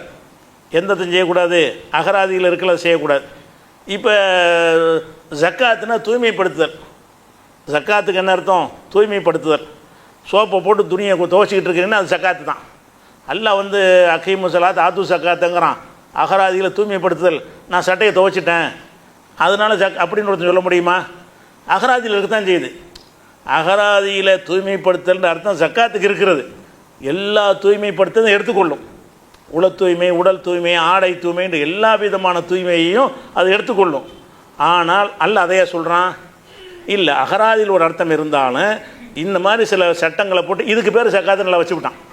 அப்போ ஜக்காத்துக்குன்னு புது வார்த்தையெல்லாம் உண்டாக்கி சொல்லலை, இருக்கிற வார்த்தையில் ஒன்றை தான் தேர்ந்தெடுக்கிறான். அல்ல அரபு மொழியில் இருக்கிற சொல்லிலேருந்து எதை சொன்னால் இந்த விஷயத்துக்கு பொருத்தமாக இருக்கும்னு எல்லாம் செலக்ட் பண்ணி ஜக்காத்துன்னு ஆக்கிவிட்டான். அப்போ மார்க்க விஷயத்தை பேசும்போது ஜக்காத்து என்று சொன்னால் அப்போ நீ என்ன செய்யக்கூட அகராதியை மறந்துடணும். தொழுகை நான் ஜக்காத்துன்னு நல்லா வந்து விட்டான், அந்த 2% கேட்குற ஜக்காத்துன்னு தூய்மை தானே, நான் தூய்மையாக தானே குளிச்சு தானே வந்திருக்கிறேன் அப்படின்னு ஒருத்தன் சொல்லுவான். ஜக்காத்து கொடுக்க சொன்னேன், ஜக்காத்துன்னா தூய்மை, நான் இப்போ தான் குளிச்சுட்டு வந்தேன் தூய்மையாகிவிட்டேன், நான் இப்போ தான் சட்டையை துவச்சிட்டு வந்தேன் தூய்மையாக, சாப்பிட்டத்திட்ட கழுவிட்டேன் தூய்மை. அப்போ அதை தான் எல்லாம் சொல்கிறானே தவிர இதை சொல்லலைன்னு ஒருத்தன் சொன்னால் எப்படி இருக்கேன்? அப்போ அந்த ஒரு துறையில் ஒரு சொல்லு பயன்படுத்தப்படுமையானால் அந்த துறைக்காரங்க அந்த சொல்லை எதுக்கு பயன்படுத்துகிறாங்க அப்படின்னு பார்க்கணும். அதே மாதிரி இந்த ஜக்காத்து ஹஜ் எல்லாமே அப்படி தான், எல்லா விதமான வணக்கம் அது மாதிரி துறைங்கிறது ஒரு மருத்துவத்துறை இருக்குன்னு வைங்க. மருத்துவத்துறையில் என்ன செய்வாங்கன்னு கேட்டால் ஊசிங்கிற ஒரு வார்த்தை இருக்குல்ல, ஊசி போடுங்கிறாங்க. ஊசி போடுறதுங்கிறது, ஊசின்னா என்ன? பொதுவாக ஊசிக்கு என்ன அர்த்தம்? தைப்பதற்கு பயன்படுத்தக்கூடியது ஊசி. ஊசி எடுத்து ஒருத்தன் கீழே போடுறான், நான் ஊசி போட்டேன். டாக்டர் சொல்கிறார் ஊசி போடுறான்ட்டு நர்ஸிட்ட. அந்த நர்ஸு என்ன பண்ணுது, ஒரு ஊசியை எடுத்து கீழே போட்டுட்டு, துணி தைக்கிற ஊசி இருக்குல்ல அந்த ஊசி எடுத்து கீழே போட்டுட்டு ஊசி போட்டேன். ஏன்? அகராதில் அதான் அர்த்தம். ஊசினா ஊசி, போடுறதுனா போடுறது, ரெண்டையும் செஞ்சுட்டேங்குது. ஒரு டாக்டர்னு சார் நர்ஸிட்ட சொல்கிறாரு ஊசியை போடுண்டு. அந்த நர்ஸு என்ன பண்ணுது, ஒரு ஊசி விட்டு எடுத்துகிட்டு வந்து ஊசி போட சொன்னால் ஊசி கீழே போட்டு ஊசி போட்டேன். அப்போ அந்த டிபார்ட்மெண்ட்டுக்கு அந்த அர்த்தம் இல்லை. அந்த டாக்டருக்குள்ளே நுழைஞ்சிங்கன்னா அவர் ஊசின்னு ஒரு அர்த்தம் வச்சுருப்பார். இன்ஜெக்ஷன் மனித உடலில் செலுத்துவதை தான் ஊசிப்பாங்க அவங்க. மற்றதெல்லாம் ஊசியாக இருந்தாலும் அந்த ஆஸ்பத்திரிக்கு போயிட்டால் ஊசினா என்னது, அதான் ஆஸ்பத்திரிக்குள்ளே அந்த துறை, அந்த டிபார்ட்மெண்ட்டில் அதுக்கு என்ன அர்த்தம்னு கேட்டால் ஒரு சிரிஞ்சில் ஒரு மருந்தை எடுத்து அதை மனித உடலுக்குள் செலுத்துவதற்கு பேர் தான் ஊசி போடுதல். அப்போ ஊசி போடுதல்ங்கிறத அகராதியில் எடுத்துக்கிட்டிங்கன்னா ஒரு ஊசியை கீழே போடுறது. ஒரு துறையில் மருத்துவத்துறையில் எடுத்துக்கிட்டிங்கன்னு சொன்னால் அந்த அர்த்தம் செய்யக்கூடாது. அப்போ நம்ம மருத்துவத்துறையில் ஒரு டாக்டர் இதை பயன்படுத்தும் போது அகராதியில் என்ன அர்த்தம், நான் செஞ்சேனா இல்லையா அப்படின்னு யாராவது கேட்டால் என்ன சொல்லுவீங்க? அகராதி அர்த்தத்தில் இருந்தாலும் இந்த டிபார்ட்மெண்ட் அந்த அர்த்தம் இல்லை, அர்த்தத்தை மாற்றிட்டாங்க. ஒரு டிபார்ட்மெண்ட்டில் என்ன செய்வாங்கன்னா அந்த டிபார்ட்மெண்ட்டுக்கு புது சொல்லெல்லாம் உண்டாக்க மாட்டாங்க. இருக்கிற சொல்லத்தான் என்ன செய்வாங்க, ஒரு தேர்ந்தெடுத்து இதுக்கு பயன்படுத்திக்கிடுவாங்க. அந்த மாதிரி ஒரு துறை சார்ந்த மருத்துவத்துக்கு வச்சுருப்பாங்க. விவசாயத்தில் என்ன செய்வாங்கன்னா ஒரு சில சொற்களை இன்னும் அர்த்தத்தில்னு சொல்லி என்ன செய்வாங்கன்னா, இப்போ களை எடுக்கிறதல் இருக்குது, களை எடுத்தல் இருக்குது. களைன்னா அந்த களையை போய் எடுக்கிறது, இது அர்த்தம். களைன்னு சொன்னால் பயிர்களுக்கு மத்தியில் விளையும்ல பயனற்றவைகள், நெல் புல்லுலாம் விளையும் போது அதில் என்ன செய்யும், வேறு மனுஷனுக்கு பயன் தராத உரம் சேர்ந்து வளர்ந்துடும், அதுக்கு பேர் களை. அது இருந்துச்சுன்னு சொன்னால் நம்ம போடுற உரங்கிறதுல அது சாப்பிட்ரும். அது சாப்பிட்டா நெல் என்ன செய்யாது, வளராது. நம்ம போட்டிருக்கிற விவசாய பொருள் விளையாது. அதனால் என்ன செய்வாங்கன்னா களை பிடுங்குவாங்க. வயலில் நுழைஞ்சு என்ன செய்வாங்க, கத்தரிக்காய் போது விதைச்சிருந்தாங்கன்னா கத்தரிக்காய்க்கு போடுறத இந்த களை சாப்பிட்ரும். களைன்னு சொல்லி மனிதனுக்கு பயன் தராத தாவரங்கள் முளைக்கும். அது முளைக்குதுன்னு விட்டோம்னு சொன்னால் என்னவாயிரும், நம்முடைய கத்தரிக்காயுடைய வளர்ச்சிக்கு போட்டதெல்லாம் அது தின்ட்டு போயிடும். அதை எடுக்கிறதுக்கு பேர் தான் களை எடுத்தல். விவசாயத்தில் களை எடுத்தல்னால் என்ன அர்த்தம், இதை செஞ்சால் தான் களை எடுக்கிறதுன்றது. அப்போ ஒரு களையத்துக்கு கீழே கிடக்கிற களை எடுத்துட்டேங்கிறான். இதாட போய் இந்த வயலில் போய் களை எடுத்துகிட்டு வான்னு சொன்னால் ஒன்று பிடிங்கிட்டு நான் களை எடுத்துட்டேங்கிறேன். அது அர்த்தம் இல்லை. களை எடுனா எல்லாத்தையும் எடுக்கணும்னு அர்த்தம். அந்த விவசாயம் துறையில் களை எடுத்தல் அப்படின்னு சொல்லுவாங்கனால் அதுக்கு என்ன அர்த்தமாயிரும், அவங்க என்ன அர்த்தத்தில் வச்சுக்கிட்டாங்களோ அது வருமே தவிர அகராதியில் என்னங்கிற ஒரு விஷயம் என்ன செய்யாது, வராது. இப்படி அந்த துறை சார்ந்த ஒரு அர்த்தங்களும் இருக்கிறது. அப்போ அந்த அல்லாஹ் சத்தமிடப்பட்டது அப்படிங்கிற வார்த்தைக்கு விளங்குறதுக்காக உணவு சொல்கிறேன். இது அகராதி அர்த்தம் என்ன, அகராதி அர்த்தம் மட்டும்தான் அதுக்கு இருக்குதா, ஒரு துறை சார்ந்த அர்த்தம் இருக்குது, அதுக்குரிய ஆதாரம் என்ன, அதெல்லாம் நம்ம பார்க்கணும். அதே மாதிரி இது துறை சார்ந்த அர்த்தம், ஒரு அகராதி அர்த்தம் ஒன்று இருக்கிறது, துறை சார்ந்த அர்த்தம் ஒன்று இருக்குது. இது அரபியில் மட்டுமில்லை, எல்லா மொழியிலையும் இருக்கிறது. எந்த பாஷையாக இருந்தாலும் அந்த சொற்களுக்கு அகராதி மட்டுமே சொல்ல மாட்டாங்க, அகராதி மட்டுமே பேச மாட்டாங்க. அது மன்டிக்கு லாஜிக்கு பேசுகிறாங்கல்ல, அதில் மட்டும்தான் முழுசாக அகராதி அர்த்தம். லாஜிக் பாடத்தில் ஒன்று மட்டும்தான் என்ன செய்யும், அந்த சொல்லுக்கு என்ன அர்த்தம்னு பார்ப்பாங்க. அது இல்லாமல் என்ன செய்ய செய்ய முடியாது. அதே மாதிரி இப்போ பொது வழக்கில் ஒரு வழக்கத்தில் என்ன செய்ய முடியும் கேட்டால் அகராதியில் ஒரு அர்த்தம் இருக்கும். நம்ம எல்லாருமே அது வேறு ஒன்றுக்கு பயன்படுத்துவோம். இது ஒரு துறைன்னு கிடையாது. அப்போ அகராதியில் ஒரு அர்த்தத்தை தந்திருப்பான். நம்ம என்ன செய்வோம்னா நீங்களும் மாற்றிடுவீங்க, நானும் மாற்றிடுவோம், உலகமே மாற்றிடும் அந்த சொல்ல. புழக்கத்தில் அப்படி வந்துடும். இப்போ உதாரணமாக குடித்து விட்டு வாகனம் ஓட்டினால் அபராதம்னு போடுவான். அப்போ தண்ணி குடிச்சிட்டா தண்ணிலாம் குடிக்கிறது தானே. அகராதிப்படி பார்த்தீங்கன்னா குடித்து விட்டு இவன் வந்து டீ கடையில் டீ குடித்தா நான் பார்த்தேன், டீ குடிச்சிட்டு வாகனம் ஓட்டினான், குடித்து விட்டு வாகனம் ஓட்டினான்னு சொல்லுவீங்களா? அகராதிப்படி அது சரிதான். அது அகராதிப்படி போட்டிங்கன்னா குடித்து விட்டு வாகனம் ஓட்டினால் லைசன்ஸ் ரத்து செய்யப்படும். அகராதி அர்த்தம் என்ன? அவன் டீயை குடித்தாலும் லைசன்ஸு கிடையாது. குடித்தல் தானே அவன் சொல்கிறான், மதுபானம்னு சொல்லலையே சட்டத்தில், குடித்து விட்டுன்னு சொல்கிறான். அப்போ குடித்தல் என்பது அகராதியில் அர்த்தமாக இருந்தாலும் இந்த சட்டங்களில் குடித்தல்னு போடுவது வந்து மதுபானம் குடிக்கிறது தான் வரும். மதுபானத்தை குடித்தால் தான் குடித்தல்னு சொல்லுவோமே தவிர மற்ற இடங்களில் பயன்படுத்தும் போது தண்ணி குடிச்சிடுவான்னு சொல்லுவோம், காப்பி குடிச்சிடுவான்னு சொல்லுவோம், கூல்ட்ரிங்க்ஸ் குடிச்சிடுவான்னு சொல்லுவோம். அப்போ இந்த மற்ற இடங்களில் பயன்படுத்துகிற விஷயங்கள் வேறையாக இருக்கும். ஆனால் சில இடங்களில் வந்து இப்போ சட்டங்கள் போடும்போது குடித்து விட்டுன்னு போட்டார்களே, ஆனால் அது இன்றைக்கி போடுறாங்களா இல்லையா? சட்டம் என்ன இருக்குது? போலீஸில் அறிவிப்பாங்க, குடித்து விட்டு வாகனம் ஓட்டினால் லைசன்ஸ் ரத்து செய்வோம் அல்லது 1000 ரூபா ஃபைன் போடுவோம்னு சொல்கிறான். அப்போ இந்த குடித்து விட்டுங்கிறதுக்கு அகராதி அர்த்தமா? இல்லை. எல்லாரும் என்ன அர்த்தம், எவனை கேட்டாலும் என்ன செய்வான், விடுவான். அதே மாதிரி சரக்கு அடிச்சுட்டு வந்தால் உதைப்பேன்னு ஒருத்தன் சொல்கிறான். ஒரு சரக்கை போட்டு அடிக்கிறான் ஒருத்தன், அது உதைக்கணும்னு அர்த்தமா? சரக்குன்னா என்ன? எல்லாம் சரக்கு தான். சரக்குன்னா மெட்டீரியல், சரக்குக்கு என்ன அர்த்தம்? பொருள்கள்னு அர்த்தம். சரக்கு அடித்துட்டு வந்தால் உனக்கு தண்டனைன்னு ஒருத்தன் சொல்கிறான். அப்போ சரக்குங்கிற வார்த்தைக்கு என்ன? அது ஒரு எல்லாமே சரக்கு தான். குட்ஸுங்கிறாங்கள சரக்கு, எல்லாமே சரக்கு தான். அதாவது அரிசி பருப்புலேருந்து கம்ப்யூட்டர்லேருந்து டேபிள் வரைக்கும் எல்லாமே சரக்கு தான், பொருள்கள்னு அர்த்தம். அப்போ இந்த பொருளை போட்டு அடிக்கிறேன்னு வைங்க, இதான் அந்த அர்த்தம். சரக்கு அடித்தால் தண்டனைங்கிறான், அந்த அடிச்சு விட்டேன், இது ஒரு சரக்கு தானே, இது கூட ஒரு சரக்கு தான், டேபிள் கூட ஒரு சரக்கு தான், நான் சரக்கு அடித்து விட்டேன் அப்படின்னு சொல்லி அதுக்கு ஏதாவது தண்டனை கொடுப்பானா? அகராதி அர்த்தப்படி நான் தான் செய்கிறேன், சரக்கை தான் அடிக்கிறேன். அகராதியின் அர்த்த பிரகாரம் சரக்கை தான் போட்டு அடிக்கிறேன். ஆனால் அவன் அதுக்கு சொல்லலை. அதை சரக்கடித்தலுங்கிற சொல் அந்த சரக்கோடு அடித்தலுங்கிறது சேர்ந்த உடனே அது அடிக்கிறத குறிக்கவே செய்யாது. சரக்கு அடிக்கிறதுனா போதைப் பொருளை உட்கொள்வதுன்னு அர்த்தம். அப்போ போதைப் பொருளை உட்கொள்வது நான் வழங்குறேன், நீங்கள் வழங்குற உலகமே வழங்கிக்கிறது. தமிழ் உலகம், தமிழ் உலகத்தில் ஒரு சொல்ல என்ன செய்கிறான்னு கேட்டால் அகராதியில் ஒரு அர்த்தமாக இருந்தாலும் போதைப் பொருளுக்கு உள்ள சொல்லாக இது மாறுது. அது எப்படி அகராதியில் ஒரு சொல்லு வேறு அர்த்தமாக மாறும்லாம் அந்த கேள்வி கேட்டிருக்கிறாங்க. உமா உகில்லவுக்கு. உமா உகில்லன்னா சத்தமிடப்பட்டதுன்னா அது என்னது, அதற்குன்னு இப்படி வரும் அறுத்தல்னு அது நேரடி அர்த்தம் இல்லையான்னு கேட்குறாங்களே, அதுக்காக வேண்டி. அது அகராதியில் உள்ளதுக்கு அல்லாத வேறு அர்த்தம் இருக்குது. அந்த வேறு அர்த்தம் இருக்குதுங்கிறதுக்கு உதாரணம் தான் அந்த சரக்கடிக்கிற விஷயம். அது மாதிரி நம்ம நிறைய விஷயங்கள் சொல்லுவோம். அதாவது முடிச்ச விழுத்து விட்டான்னு சொல்லுவோம். முடிச்ச வைக்கின்னு யாரை சொல்லுவோம்? முடிச்ச போட்டு ஒரு நூலை போட்டு அவுக்குறான், அதான் முடிச்ச வைக்கி. அதுக்காக சொல்கிறோம். முடிச்ச வைக்கின்னா அந்த காலத்தில் என்ன செய்வாங்கன்னா பொருள்களை கொண்டு போது பை முடிச்சு போட்டு வச்சுருப்பாங்க. துணியை முடிச்சு போட்டு என்ன செய்ய, சேஃப்டிக்கு பரிசுலாம் இப்போ கிடையாது. சேலையுடைய முந்தானை அல்லது துண்டில் போட்டு என்ன செய்வாங்க, ஒரு மூலையில் நாணயத்தெல்லாம் கட்டி முடிச்சு போட்டு வச்சுருப்பாங்க. அதை பிரித்து அவுத்து களவான்ட்டு போயிடுவாங்க. இந்த களவாணிக்கு உள்ள வார்த்தை முடிச்ச வைக்க என்னென்னு அர்த்தம்? முடிச்சு போட்டு அவன் வச்சுருந்ததை பரிசில் எடுத்தாலும் அது முடிச்ச வைக்கன்னு தான் சொல்லுவாங்க. நான் இங்கே முடிச்செல்லாம் அவுக்கலையே, அது நான் வந்து பாக்கெட்டில் பரிசு தானே எடுத்தேன்னு சொல்ல முடியாது. ஒருத்தன் பரிசில் களவாண்டா உடனே பிக் பாக்கெட்டுக்காரனை முடிச்ச வைக்கிம்பாங்க, களவாங்கிறவனை முடிச்ச வைக்கிம்பாங்க. முடிச்ச வைக்கின்னா என்ன அர்த்தம்? ஒரு முடிச்சை அவிழ்ப்பவன், முடிச்சியை போட்டிருக்கும் அதை போய் அவுக்கிறவன் அர்த்தம். இப்போ வந்து எந்த முடிச்சு அவுத்தாலும் முடிச்ச வைக்கிம்பீங்களா? ஒருத்தன் என்ன செய்கிறான், ஒரு நூலில் முடிச்சு போட்டிருக்கு, இதை அவுத்துக்கிட்டு இருக்கான், முடிச்ச வைக்கி அப்படின்னு சொல்லுவீங்களா? சொல்ல மாட்டீங்க. ஏன்னு கேட்டால் முடிச்சு தான் அவுக்கிறான். ஆனால் அந்த சொல்லு அகராதியில் அந்த அர்த்தமாக இருந்தால் மாறிடுச்சு. இது அகராதியில் அந்த அர்த்தம் ஒரு பக்கத்தில் முடிச்சுக்கு அந்த அர்த்தம் தான் இருக்கு. இந்த முடிச்சோடு அவிழ்க்கிங்கிற வார்த்தையை பயன்படுத்தி பயன்படுத்தி பயன்படுத்தி என்னவாயிருதுன்னு கேட்டால் முடிச்சவித்தல் என்றால் களவாங்குதல், இன்னொருத்தம் பொருளை தெரியாமல் எடுக்குதல்னு அர்த்தம். அப்போ அந்த அது மாதிரி முடிச்சல் இல்லாமல் எடுத்தாலும் அது முடிச்ச வைக்கதாம. பரிசுலேருந்து எடுத்து பரிசு முடிச்சா போட்டு வச்சுருப்பான், பரிசை களவாண்டு போயிட்டான். இவனுக்கு பேர் என்ன? முடிச்ச வைக்கிம்பாங்க. இவன் முடிச்ச வைக்கவே இல்லை, எந்த முடிச்சையும் இல்லை பரிசில், சும்மா களவாண்டு போயிட்டான். அப்போ பாக்கெட்டில் ரூபாய் தூக்கி எடுத்துகிட்டு போயிட்டான். முடிச்ச வைக்க போய் இவங்களாம் முடிச்சு கவனமாக இருந்துக்காங்கிறாங்க. அப்போ இந்த முடிச்ச வைக்கிங்கிற ஒரு சொல்ல மக்கள்லாம் எதுக்கு மாற்றிட்டாங்கன்னா முடிச்சுக்கும் அவங்க குறிப்பிட்றதில்ல, அவுக்கிறதுக்கும் குறிக்கிறதில்ல. துவக்கத்தில் அந்த மாதிரி இருந்ததுனால களவாணி பையன் அர்த்தம். அப்போ இது அகராதி அர்த்தமா? முடிச்ச வைக்கிக்கு களவாணின்னு அர்த்தம் கொடுத்தது அகராதியில் வச்சான். அகராதியில் வச்சது முடிச்சுக்கு முடிச்சு தான், அவுக்கிறது தான்.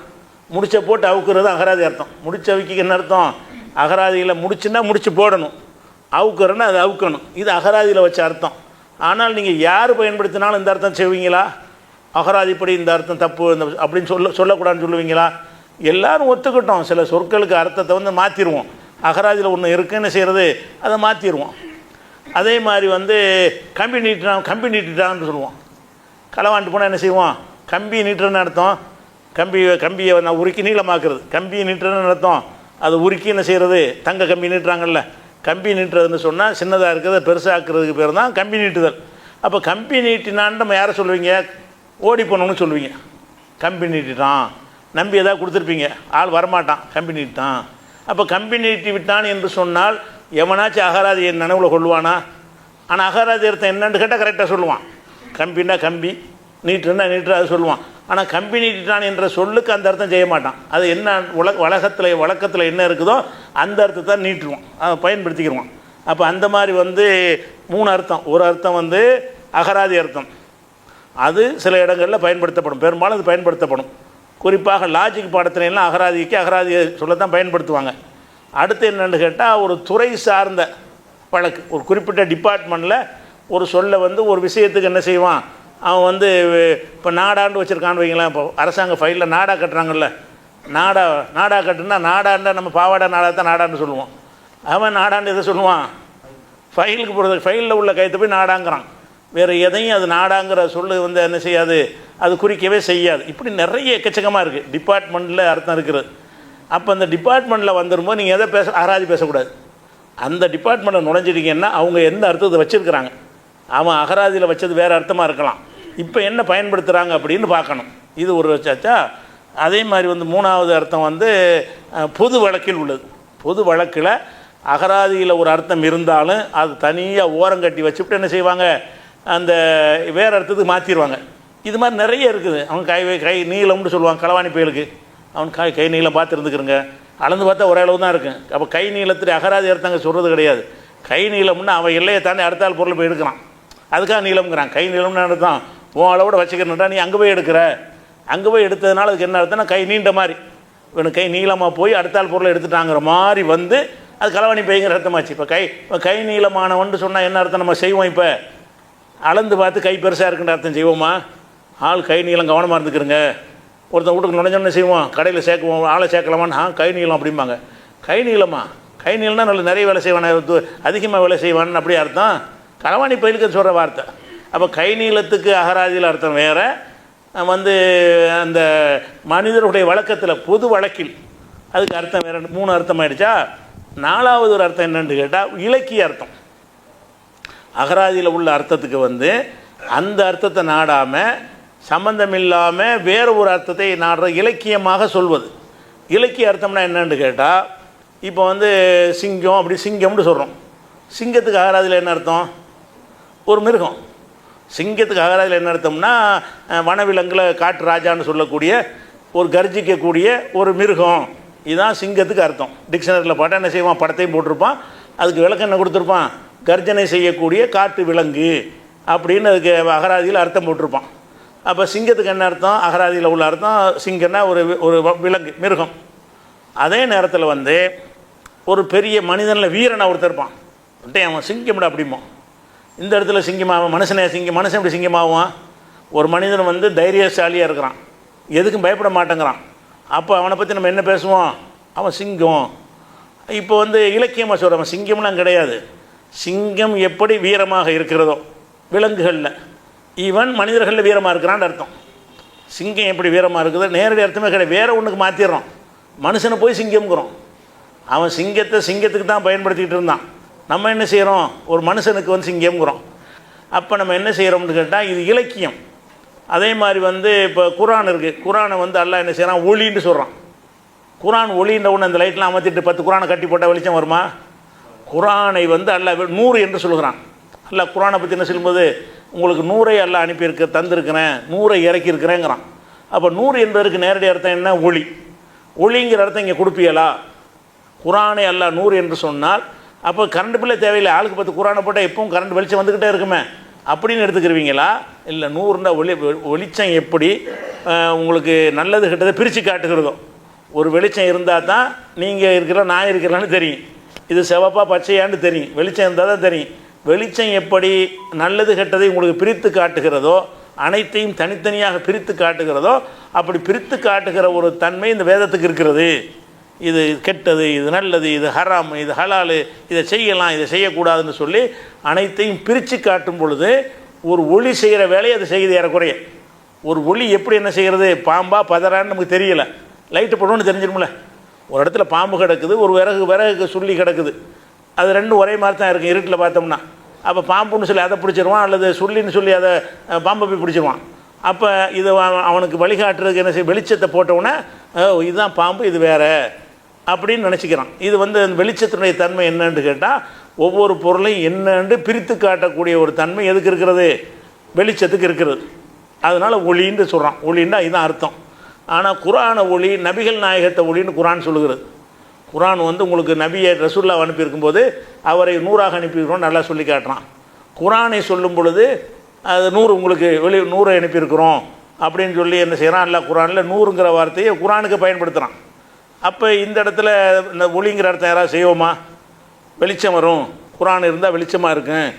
இது லைட்டில் கரண்ட் போச்சுன்னா இருட்டில் ஓதவே முடியாது, அதுக்கே வெளிச்சம் தராது. குர்ஆன் அடுத்த ஆளுக்கு வெளிச்சம் தர்றது இருக்கட்டும், உட்காந்துக்கிட்டு கரண்ட் போச்சு, அது வெளிச்சம்னா நீங்கள் அது மாதிரி ஃபோனில் பார்க்குற மாதிரி ஓதிட்டு இருக்க முடியுமா?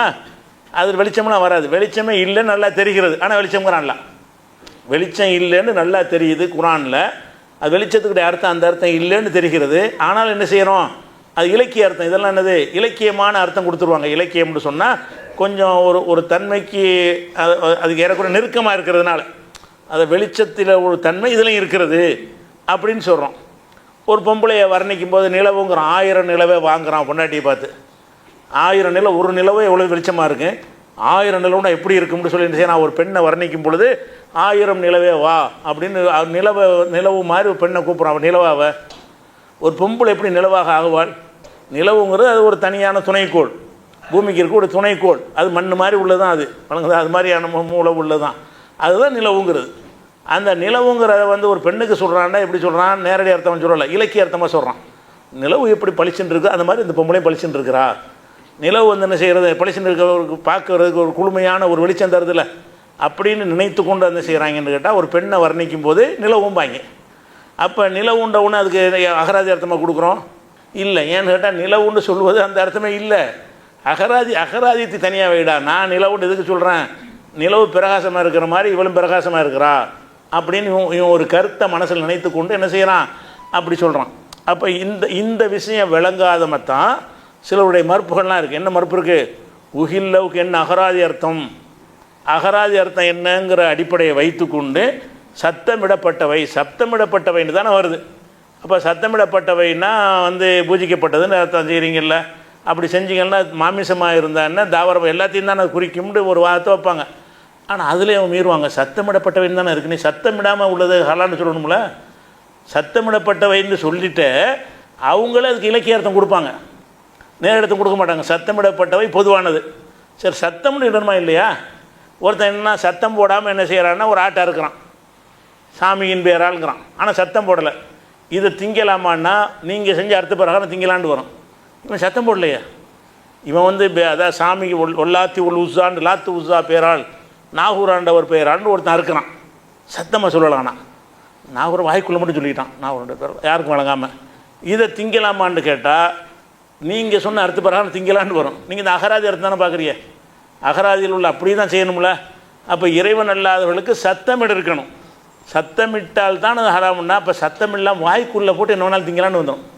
வாய்க்குள்ளே சொல்லி கொண்டு சாமி வேறு சொல்லி அறுத்தாலும் சரி, தர்காவை சொல்லி அறுத்தாலும் சரி, அவுளியா பேர் அறுத்து சொன்னாலும் சரி, அதெல்லாம் சாப்பிடலாம். ஏன்னு கேட்டால் நம்ம சத்தம் போடவில்லையே, சத்தம்னு தான் நாங்கள் வருது அப்படின்னு ஒருவன் வாதிட்டானே. ஆனால் அதுக்கு உங்களுடைய பதில் என்ன, நீங்கள் அர்த்தத்தை நீங்கள் மாற்றுறீங்க, நேரடி அர்த்தம் செய்யணுங்கிறீங்க, இப்போ செய்ய மாட்டேங்கிறீங்க. சத்தமிட்டாலும் சரி சத்தமிடாமல் சொன்னாலும் சரி எடுத்துக்கிறோங்கிறீங்க, எடுக்காதன்னு சொல்லு. உங்கள் அதைப்படி உங்கள் அகராதி அர்த்தத்தை நீங்கள் கொடுப்பீர்களே, ஆனால் அகராதி அர்த்தத்தை இப்படி என்ன அர்த்தம், சத்தமிடப்பட்டவைங்கிறது எது அடங்குமா, அது மாமிசம் அடங்கும், தாவரம் அடங்குறீங்களா, சரி அடங்கிடும், நீ உங்கள் அதுப்படி வச்சுக்கிறோம். அதுக்கும் சத்தம் போகிறான் இதுக்கு சத்தம் போகிறான்னு ஒரு சொல்கிறேன்னு வச்சுக்கிறோம்.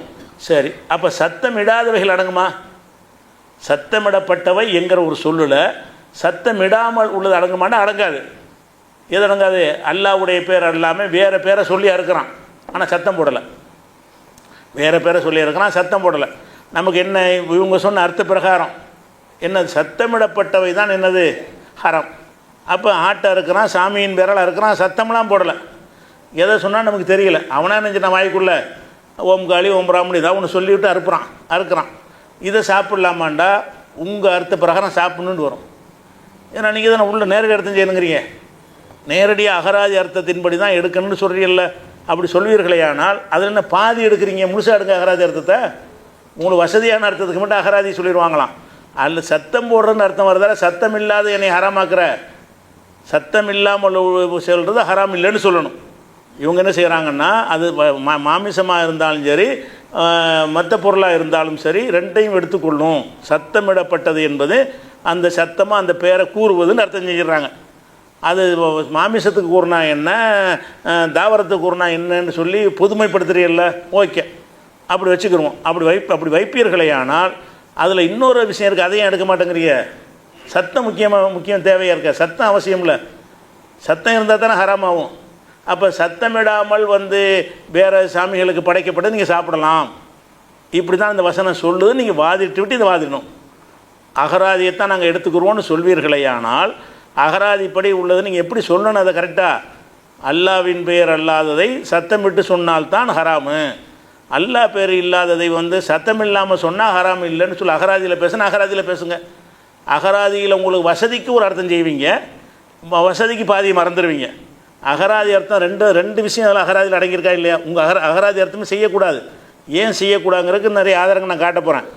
அது அகராதி அர்த்தம் செய்யணும்னு நீங்கள் வச்சுக்கிட்டீங்கன்னு சொன்னால் இறைவன் அல்லாதவர்களுக்கு சத்தமிடப்பட்டவை, அது தாவரத்துக்கு சத்தம் போட்டால் என்ன, மற்றதுக்கு சத்தம் போட்டால் என்ன, எல்லாத்தையும் குறிக்கும்னு ஒரு வாதம் வைக்கிறீங்க. அதுதான் உங்களுக்கு வாதமாக இருந்தால் நேரடி அர்த்தம் செய்யணுங்கிறீங்க. சரி, அதை வாதம் வச்சுக்கிறோம். அதே நேரத்தில் இந்த சத்தமிடுதல்ன்றது தானே வந்திருக்குது. நீங்கள் சத்தம் இல்லாதையும் ஹராமாக்குறீங்க. அவங்கள்ட்ட போய் கேட்குறோம், வாய்க்குள்ளே நினைச்சிட்டான் நாகூர் ஆண்டவர்னு சொல்லி அறுக்குறான், திங்கலாமான்னு கேளுங்க. கூடாது. ஏன்? அல்லா இல்லாத பேரை சத்தம் போடல, அவன் சொன்னா சொல்லிட்டு போகிறான், உனக்கு என்ன சத்தமாக போட்டான்? அல்லா இல்லாத பேரை சொன்னானே தவிர அவன் சத்தம் போட்டானா? உங்கள் அகராதி அர்த்த பிரகாரம் அது ஹலால்னு சொல்லணும். அப்போ முஸ்லீம் அதை அந்த அறுக்கும்போது பிஸ்மில்லாஹ் அல்லாஹ் சத்தம் போட்டு அர்த்தம் பாருங்கள். அந்த மாதிரி பிஸ்மில் உஸ்ஸான்னு சொல்லி அப்படி அர்த்தாத்தான் அது ஹராமாகும். அவன் உங்களுக்கு விளங்காமல் அவனுக்குள்ளே சொல்லிக்கிட்டான் பிஸ்மில்லா தின்னுக்கிட்டான், சத்தம் போடலை. இதை திங்கலாமான்னா திங்கக்கூடாதுமாங்க. ஏன்? சத்தமிடப்பட்டது என்பதில் சத்தமிடாதும் அடங்குமா? அது எப்படி அடங்கு? அகராதிப்படி சத்தமிடப்பட்டதுங்கிற வார்த்தை அதில் சத்தம் இல்லாமல் சொன்னால் அடங்கும் அப்படின்னு வாதம் பண்ணி என்ன செய்கிறாங்கன்னு கேட்டால் அந்த அகராதி அர்த்தம் இல்லைங்கிறாங்க. அதான் அறக்கிணறு தாண்டுவது, ஒரு நிலைப்பாட்டை பாதி ஏற்றுக்கிட்டு பாதியை மறுக்கிறது. நீ அகராதி அர்த்தம் தான் கொடுக்கணுன்னா ஒழுங்காக வந்துரு. அகராதி அர்த்தம் கொடுக்குற அந்த அகராதி அர்த்த பிரகாரம் செய்வது இதையும் குறிக்கும் அதையும் குறிக்கும் என்று நீங்கள் சொல்வீர்களே ஆனால், அதாவது தாவரத்தையும் குறிக்கும் மாமிசத்தையும் குறிக்கும் என்று அதுக்கு சத்தமிடுதல்னு வச்சு சொல்வீர்களே ஆனால் சொல்லுங்கள், அகராதியை வச்சு வளைச்சிக்கிட்டு போகலாம். அப்படி பண்ணீர்களே ஆனால் அகராதியில் இன்னொரு அம்சம் இருக்குது. அந்த சொல்லில் சத்தம் மஸ்ட் அவசியமாச்சே. சத்தம் இல்லாமல் சொன்னால் அது ஹராம் ஆகாத அப்படின்னு சொல்லுவாங்கன்னா, சத்தம் இல்லாட்டாலும் ஹராம் தான். அது எப்படி பாரு, எல்லாம் அப்படி சொல்லலையே. உன் அர்த்த பிரகாரம் சத்தமிடுதல் தானே வந்திருக்குது. சத்தம் இல்லாமல் இருக்கிறது எப்படி ஹராமாகும்? அப்போ சத்தம் போட்டு அறுக்கிறது மட்டும்தான் ஹராமாகும். சத்தம் இல்லாமல் பூஜை செஞ்சாலும் சரி, பூஜையே செய்கிறான், வாய்க்குள்ளே செய்கிறான், ஓன் சொல்லுப்படி அது ஹராமாகாது.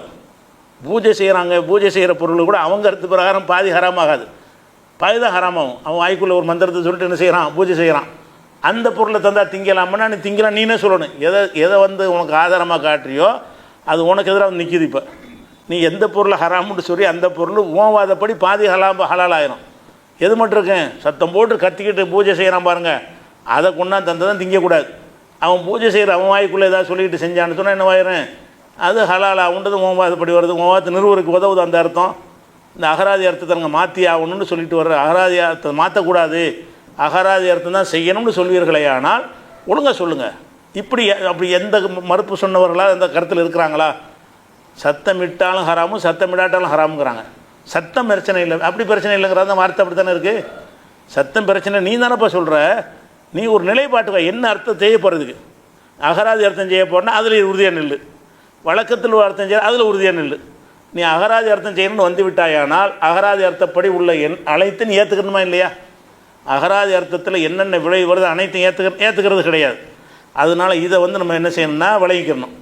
இதை விளங்குறதுக்கு முன்னாடி ஒமா உஹில்லுக்கு வருவோம். இந்த ஒமா உஹில்லுங்கிற வார்த்தை இருக்குல்ல, அகல்ல என்று சொன்னால் அசலில் எதுக்கு சொல்லுவாங்கன்னு கேட்டால், குழந்தை பிறந்தவொன்னே ஒரு சவுண்டு கொடுக்குதுல, அதுக்கு தான் இஸ்தஹல்ல. இஸ்தஹல்லவுல அந்த அகல்ல உடையிலேருந்து வந்த பிறந்த சொல். இஸ்தஹல்ல சபியு, குழந்தை வந்து சத்தம் போட்டதுன்னா பிறந்த குழந்தை அழுதுச்சுன்னு அர்த்தம். பிறந்த குழந்தை அழுது விட்டது என்பதை குறிப்பதற்கு தான் இது மூலத்தில் ஆரம்பத்தில் இந்த சொல் உருவாக்கப்பட்டது. அகராதியில் இந்த சொல்லை உருவாக்குறதுக்கு உருவாக்கினான்னு சொன்னால், குழந்தை பிறந்த உடனே என்ன செஞ்சு, அப்படியே ஹதீஸ்லேயும் வரும், எந்த ஒரு குழந்தையாவது சத்தமிடாமல் இறந்து விட்டது என்று சொன்னால் அதுக்கு வாரிசு உரிமை கிடையாது. இறக்கும்போது சத்தமே போடல, செத்து பிறக்குது, அதுக்கு இப்படி வாரிசு உரிமை வரும். அந்த மாதிரியான கருத்துப்படவெல்லாம் ஹதீஸ் இருக்குது. ஹதீஸில் இஸ்தஹல்ல சபியோண்டு என்ன செய்கிறது வருகிறது.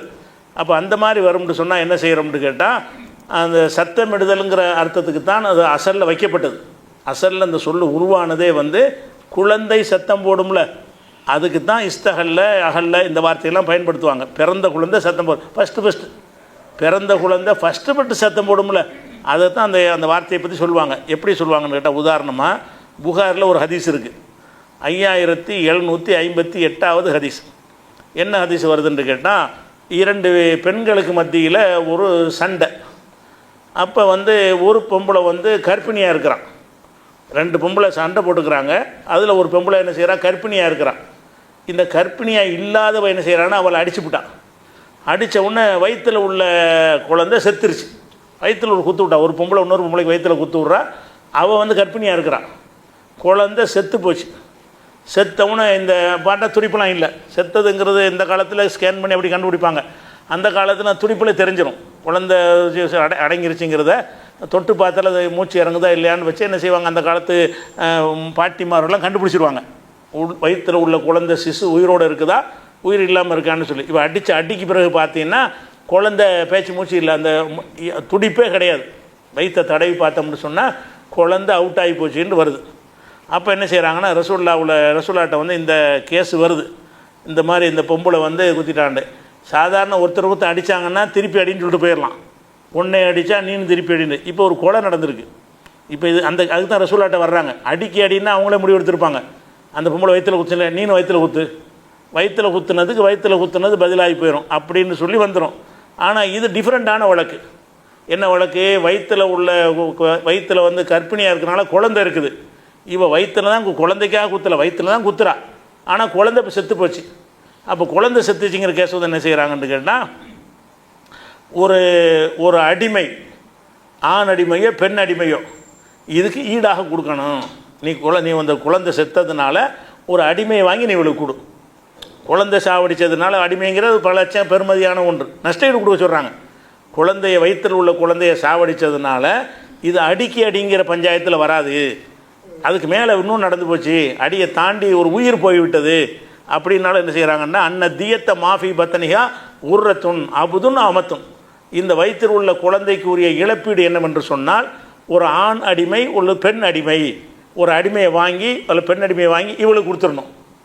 ஏன்னு கேட்டால் அது உயிருக்கு உயிருங்கிற மாதிரி, ஒரு உயிரை கொண்டுட்டீங்கள, அதுக்காக வேண்டி குழந்தைய கொண்டதுனால அதுக்கு வந்து உனக்கு மரண தண்டனை கொடுக்க இயலாது, நீ அதை வேணும்னு கொள்ளலை, வயிற்றில் தான் குத்தினேன். ஆனால் இழப்பீடு தானே செய்ய, என்ன மாதிரி செஞ்சாலும் அவளுக்கு இழப்பு தானே, புள்ள போயிடுச்சுல, புள்ளை இழந்தவளுக்கு இழப்பீடு கொடுக்கணும்ல. அப்போ யார் இந்த பெண்ணை குத்தினாலோ அவள் என்ன செய்யணும்னு கேட்டால், இழப்பீடாக வந்து ஒரு அடிமையை வாங்கி கொடுக்கணும். அடிமைன்னா இன்றைக்கி கணக்கில், அந்த காலத்துடைய கணக்குப்படி பார்த்தீங்கன்னா ஒரு 50 லட்சத்துக்கு மேலே வரும். அவ்வளோ பெரிய தொகை என்ன செய்யணும், அந்த காலத்துடைய திருக்க கணக்கில் வச்சு பார்த்தீங்கன்னா, நம்ம நாட்டு காலத்தில் கணக்கு பண்ணிங்கன்னா ஒரு 50 லட்சம் அளவுக்கு மதிப்பு இருக்கும். அவ்வளோ பெரிய தொகையை இழப்பீடாக கொடுன்றாங்க, ஒரு அடிமையை வாங்கி கொடுன்ட்டாங்க. அப்போ என்ன செய்கிறாங்கன்னு கேட்டால், அந்த அடித்தாலில் ஒரு பொம்பளை, அவளுடைய பொறுப்பாளர், பாப்பாவோ அண்ணனோ ஏதாவது இருப்பாங்கள்ல, புருஷனும், யார் அந்த வயிற்றில் குத்துனாலோ அவளுடைய வழி பொறுப்பாளர் என்பது கணவனாக இருக்கலாம், தகப்பனாக இருக்கலாம், அண்ணனாக இருக்கலாம், ஏதாவது ஒரு ஆளாக இருக்கலாம். அவன் வந்து என்ன செய்கிறான்ற ரசூல்லாட்ட வந்து உங்கள் தீர்ப்பு தப்புங்கிறார். அந்த என்ன செய்கிறாரு, கைஃப அகரம் யாரை சொல்லலாம், அல்லாவுடைய தூரம் நான் எப்படி இழப்பீடு கொடுக்கறது, மல்லா ஷரிப, அவன் வந்து இதை குடிக்கவில்லை, ஒல அக்கலை ஒன்றும் சாப்பிடவில்லை, ஒல நத்தக்க பேசக்கூட வயிற்றில் தானே இருந்துச்சு, வயிற்றில் உள்ள குழந்தை ஏதாவது குடிச்சிச்சா, ஏதாவது சாப்பிட்டுச்சா, ஒல நத்தக்க அது பேசவும் இல்லை, ஒல இஸ்தகல்ல அந்த இஸ்தகல்ல அந்த உகில்ல விடுது, அது சத்தம் போடவும் இல்லை, அந்த குழந்தை வந்து சத்தம் போடவும் இல்லை, அந்த குழந்தை வந்து குடிக்கவும் இல்லை, பருகவும் சாப்பிடவும் இல்லை, பேசவும் இல்லை. அப்போ இதெல்லாம் இழப்பீடு இல்லாமல் விட்டுருங்கங்கிறாங்க. இதுக்கு என்ன நீங்கள் இழப்பீடு கொடுக்க சொல்கிறீங்க? கொலை மாதிரி எடுக்கிறீங்க. அது என்ன பேசுனுச்சா? உள்ளுக்குள்ளே எல்லாம் உயிரோடு தான் இருந்துச்சு, நமக்கு தெரியலை. அவருடைய நாலேஜில் அவர் பேசுகிறார். அந்த குழந்தை பேசுனுச்சா, சாப்பிட்டுச்சா, குடிச்சிச்சான்னு சொல்லி அவர் என்ன செய்கிறாரு, அவர் கேட்குறாரு. அப்போ ரசூல் என்ன செய்கிறாங்கன்னா, இன்னஹாதா மின் நிஹ்வானில் குஹான், இது பயங்கரமான ஜோசியக்கார கூட்டமாக இருக்கும் அந்த ஆள். அந்த வாதத்தை பார்த்தீங்கன்னா என்ன செய்கிறது, ஜோசியக்கார கூட்டத்தில் உள்ள மாதிரி பேசுகிறான் அந்த ஆளுன்னு ரசூல் என்ன செய்வாங்க, கண்டிப்பாங்க இழப்பீடு கொடுத்து தான் வேணுன்றுவாங்க. அப்போ இந்த ஹதீஸ் புகாரில் 5758வது ஹதீஸில் வலா இஸ்தஹல்லன்னு வருதுல, இந்த குழந்தை, இதுக்கு தான் அந்த வார்த்தை அகல்லங்கிற வார்த்தை. குழந்தை வந்து சத்தமிடுதல் என்பதற்கு தான் அசலில் வைச்சாங்க. குழந்தை சத்தமிடுன்னு வச்சுட்டாங்களா? சரி. அதே மாதிரி வந்து இப்போ நம்ம பிறை பார்க்குறோம்ல, பிறை பார்க்குறதுக்கு என்ன வார்த்தை நீங்கள் போடுங்க? பிறை பார்க்குறதுக்கு அரபியில் என்னங்க பிறைக்கு என்னங்க சொல்லுவீங்க? ஹிலால். ஹிலால் கமிட்டிலாம் வச்சுக்கிட்டு இருக்காங்க. ஹிலால் என்றால் பிறை பார்த்துன்னு அர்த்தம் செய்கிறீங்க. அந்த அர்த்தம் கிடையாது ஹிலாலுக்கு. ஹிலால்னாலே அகல்லவுடைய வார்த்தை தான். ஹிலால்னா என்ன செய்வாங்கன்னா, பிறையை பார்த்துட்டு சத்தம் பிறகொண்டாச்சு பிறகு கத்துவாங்க. பிறையை பார்த்துட்டு நம்ம பிறைங்கிறோம்ல, கமர் தான் அதுக்கு பேர். முதல் பிறையை பார்த்துட்டு என்ன செய்வாங்கன்னா, அந்த அரபுகள் வந்து பிறை பார்க்குறதுனா அவங்க காலண்டரில் காலம் தானே, தேதியெலாம் கண்டுபிடிக்க முடியாது. நம்ம வாட்சில் 1 2 பார்த்துட்டு போயிடணும், தேதியும் தெரியாது, ஒன்றுமே தெரியாது. பிறையை பார்த்துட்டா ஒரு மாதம் வந்துருச்சு நமக்கு அப்படிங்கிற மகிழ்ச்சியை சொல்வதற்காக கத்துவாங்கலாம். பிறை தெரிஞ்சிச்சு, பிறை தெரிஞ்சிச்சுலாம் கத்துவாங்கலாம். அது கத்துனதுனால ஹிலால்னு பேர். ஹிலால்னால கத்துறதுன்னு அர்த்தம். ஹிலால்னு அர்த்தம் கத்துறதுன்னு அர்த்தம் அகராதியில். ஆனால் அகராதி அர்த்தம் இப்போ செய்ய முடியுமா? நான் கத்துறதை பார்த்தேன், பிறை பார்த்ததை கேட்கும்போது என்ன செய்கிறான், நான் இப்போ தான் கத்துறதை பார்த்துட்டு வந்தேன் அப்படிங்கிறான். என்னடா கத்துறதை பார்த்தா ஹிலால்னு அதாங்க அர்த்தம், அப்படி சொல்ல முடியுமா? ஹிலால்னு அந்த அர்த்தம் இருந்துச்சு இப்போ அகராதியில், இன்றைக்கி அகராதியில் இருக்குது. அது மாறிடுச்சா இல்லையா? அது அகராதியில் அந்த அர்த்தம் இருந்தாலும் இப்போ ஹிலாலுக்கு அந்த அர்த்தம் கிடையாது. யார் மாற்றுறதுன்னா மக்கள் மாற்றுறாங்க. சில கேள்விலாம் கேட்டிருக்கிறாங்க மறு போட்டவர்கள், இதை மாற்றினது யார் மாற்ற முடியும்? அகராதியில் ஒரு அர்த்தம் இருக்கும்போது அது இப்படி மாறும் அப்படின்னு கேட்குறாங்க. அகராதி அர்த்தம் மாறாதான். ஏன்னா 4 வகையான அர்த்தம் இருக்குது, அதெல்லாம் தெரியாமல் ஆய்வு கொண்டு இறங்குறாங்க. அகராதி அர்த்தம் மாறி இருக்குது. நிறைய உதாரணம் உங்களுக்கு காட்டிட்டேன். அந்த மாதிரி தான் இப்போ ஹிலால் நம்ம என்ன செய்யறோம், இன்றைக்கி வரைக்கும் வந்து எவனும் ஹிலாலுக்கு வந்து அந்த அர்த்தத்தை நினச்சி கூட பார்க்க மாட்டான். இப்போ நான் சொல்கிறதுக்கு முன்னாடி நீங்கள் அறிந்து கூட இருக்க மாட்டீங்க. இந்த ஹிலால்னா சத்தம் போடுறதுங்கிற அர்த்தம் அறிஞ்சிருக்க கூட மாட்டீங்க. அகராதி அர்த்தம் கம்ப்ளீட்டாக மறக்கடிக்கப்பட்ட, அரபிகளுக்கும் தெரியாது. அரபியில் யார் இலக்கணம் படித்தான்னு அவனுக்கு தான் தெரியும். அரபியில் சாதாரண அரபி இருக்கான அவனுக்கு ஹிலாலுக்கு என்ன அர்த்தம்னா, ஹிலால்னா பிறைன்றுவான். அகராதி பிறைதான்ருவான். அவன் அந்த மொழி கற்றுருவான்ல, டிக்ஷனரிலாம் படிச்சுட்டு வர்றான்ல, கிராமர்லாம் படிச்சுட்டு வர்றான்ல, அந்த அரபிட்ட கேட்டால் தான் என்ன செய்வான்னு கேட்டால், ஹிலால்னா சத்தம் போடுறதுங்க. பிறையை பார்த்தோன்னே சத்தம் போடுவாங்க, உடனே அதையே ஹிலால்னு ஆக்கிவிட்டாங்க. சத்தம் போடுறதை பார்த்தோன்னு சொல்லி பிறையை பார்த்தோன்னு ஆக்கிவிட்டாங்க. அப்போ இந்த ஹிலால் என்கிற வார்த்தைங்க உஹில்லோட விஷயந்தான். உஹில்ல ஹிலால் எல்லாம் ஒரே சொல்லு. ஹிலால்ங்கிற வார்த்தை, இஸ்தஹல்லங்கிற வார்த்தை, ஒமா உஹில்லங்கிற வார்த்தை எல்லாம் இந்த ஹேலாம் தான். உஹில்லன்னு ஒருத்தில் ஹேலாம், ஹே டபுள்லாம், ஹிலால்லையும் ஹே டபுள்லாம் இருக்கும். இஸ்தஹல்லவுல ஹே 2 லாம் இருக்கும். அந்த ஹே 2 லாம் உள்ள சொல்லு இருக்குல்ல, அதை என்ன செய்வாங்கன்னா சில கூடுதல் வார்த்தையை சேர்த்து பல வடிவங்களில் உண்டாக்குவாங்க. அப்போ இந்த ஹிலாலுங்கிற வார்த்தையை நம்ம சொல்கிறோமே, அப்போ இது வந்து நீங்கள் அகராதி அர்த்தம் உஹில்லுக்கு மட்டும் செய்கிறீங்களா அகராதி அர்த்தம்? அப்போ ஹிலாலுக்கும் செய்யுங்க. நீங்கள் பிறையை பார்த்து நோன்பு வைங்கன்னு அர்த்தம் செய்யக்கூடாது. கத்துறதை பார்த்தா நோன்பு வைங்க, அப்படி தானே வரணும். இதை ரைத்து ஹிலால கத்துறதை பார்த்தால் நீங்கள் நோன்பு வைங்க, கத்துறதை பார்த்தால் நோன்பு விடுங்கன்னு எவனா அர்த்தம் செய்வீங்களா? ஒருத்தன் செய்கிறான், அகராதியில் தான் இருக்கத்தான் செய்வேங்கிறான். இல்லைடா இது மாற்றிட்டாங்க, எப்படி மாற்றுவான் அதை அப்படி கேட்கலாமா? அகராதியில் இருக்கிறத மாற்றிட்டாங்கன்னு சொல்கிறோம். யார்? மக்கள் மாற்றுவான். யாரும் வந்து சொல்லி மாற்றுறதில்ல, மக்கள்கிட்ட மாறுதுன்னு. அப்படி மக்கள்லாம் சேர்ந்து முடிவெடுத்து என்ன செய்வாங்க, 10 பேர் ஹிலாலுமா அப்படி எல்லோரும் சொல்ல ஆரம்பிச்சிருவாங்க. அப்போ ஹிலாலுங்கிற வார்த்தைக்கு வந்து பிறைங்கிற அர்த்தம் கிடையாது, அது வந்து கத்துறதுன்னு அர்த்தம். ஏன் அந்த அர்த்தத்தை வச்சாங்கன்னு கேட்டால், பிறையை பார்த்தோம்னா கத்துவாங்க, அதை பார்த்தோன்னு என்ன செய்கிறாங்க, ஹிலால்ட்டாங்க. கத்துறண்டாகி கடைசியில் ஹிலாலுக்கு என்னவே அர்த்தமே போச்சுன்னா எவனுக்கு தெரியாத அளவுக்கு அகராதி அர்த்தம் மறக்கடிக்கப்பட்டு போச்சு, மறந்து போச்சு, யாருக்கும் தெரியாது. ஹிலால் இருந்தாலும் என்ன அர்த்தம்னு கேட்டால் பிறை. அகராதி அர்த்தம் அது அகராதி அர்த்தம் கிடையாது. ஹிலாலுக்கு அகராதியில் பார்த்தா பிறைன்னு இருக்காது, அதில் போட்டிருப்பாங்க ஹிலால்னா வந்து சத்தம் போடுதல் தான். பிறகு இந்த சொல், இந்த கமர் இருக்குல்ல சந்திரன், அதனுடைய இந்த 1 2 வடிவங்கள் இருக்குல்ல, அதுக்குரியதாக மாறிவிட்டது அப்படின்னு அந்த அகராதியில் குறிப்பிடுவாங்க. அர்த்தம் தேடும்போது ஹிலாலுக்கு அர்த்தம் தேடினீங்கன்னா, ஹிலால் என்றால் அசலில் சத்தம் போடுறது தான், ஆனால் அது இந்த அர்த்தத்தில் இப்போ யூஸ் பண்ணுறது இல்லை, அது குறிப்பிட்ட நிலவுக்கு தான் யூஸ் பண்ணுவாங்க அப்படின்னு சொல்லி நிலவுக்கு உரியதாக நெஞ்சிருச்சு, அது மாறிவிட்டது. இப்போ அவர் சொல்லும்போது ஹிலால்னு அந்த அகராதி அர்த்தம் செய்யாதீங்க, அது மாறிடுச்சு, ஏமா மாத்திரன்னு கேட்குறாங்க. எப்படி மாற்ற முடியும்? அப்படி அந்த கேள்வி மறுப்பு நம்ம கொடுத்துருக்கோம். ஒமா உஹில்லக்கு ஒரு அர்த்தம் இருக்கிறது, அது மாறிவிட்டது என்று சொல்கிறார். அது யார் மாற்ற முடியும்? அப்படின்னா அந்த ஆய்வு திறன் பத்தலை. மாத்திரை எப்படி மக்கள் மாற்றுவாங்க? பல சொற்களுக்கு மாற்றிருக்கிறாங்க. அந்த நான் சொன்ன 4 வகையான அர்த்தத்தை என்ன செய்வாங்க? மாற்றுவாங்க. மாற்றுறாங்கன்ற ஆதாரம் கிடைச்சுன்னா அதை தான் நீங்கள் எடுத்துக்கிறணும். அகராதி எடுக்கக்கூடாது. அப்போ அதுக்கு உதாரணம் ஹிலால்ங்கிற வார்த்தை அதில் உள்ளது தான்.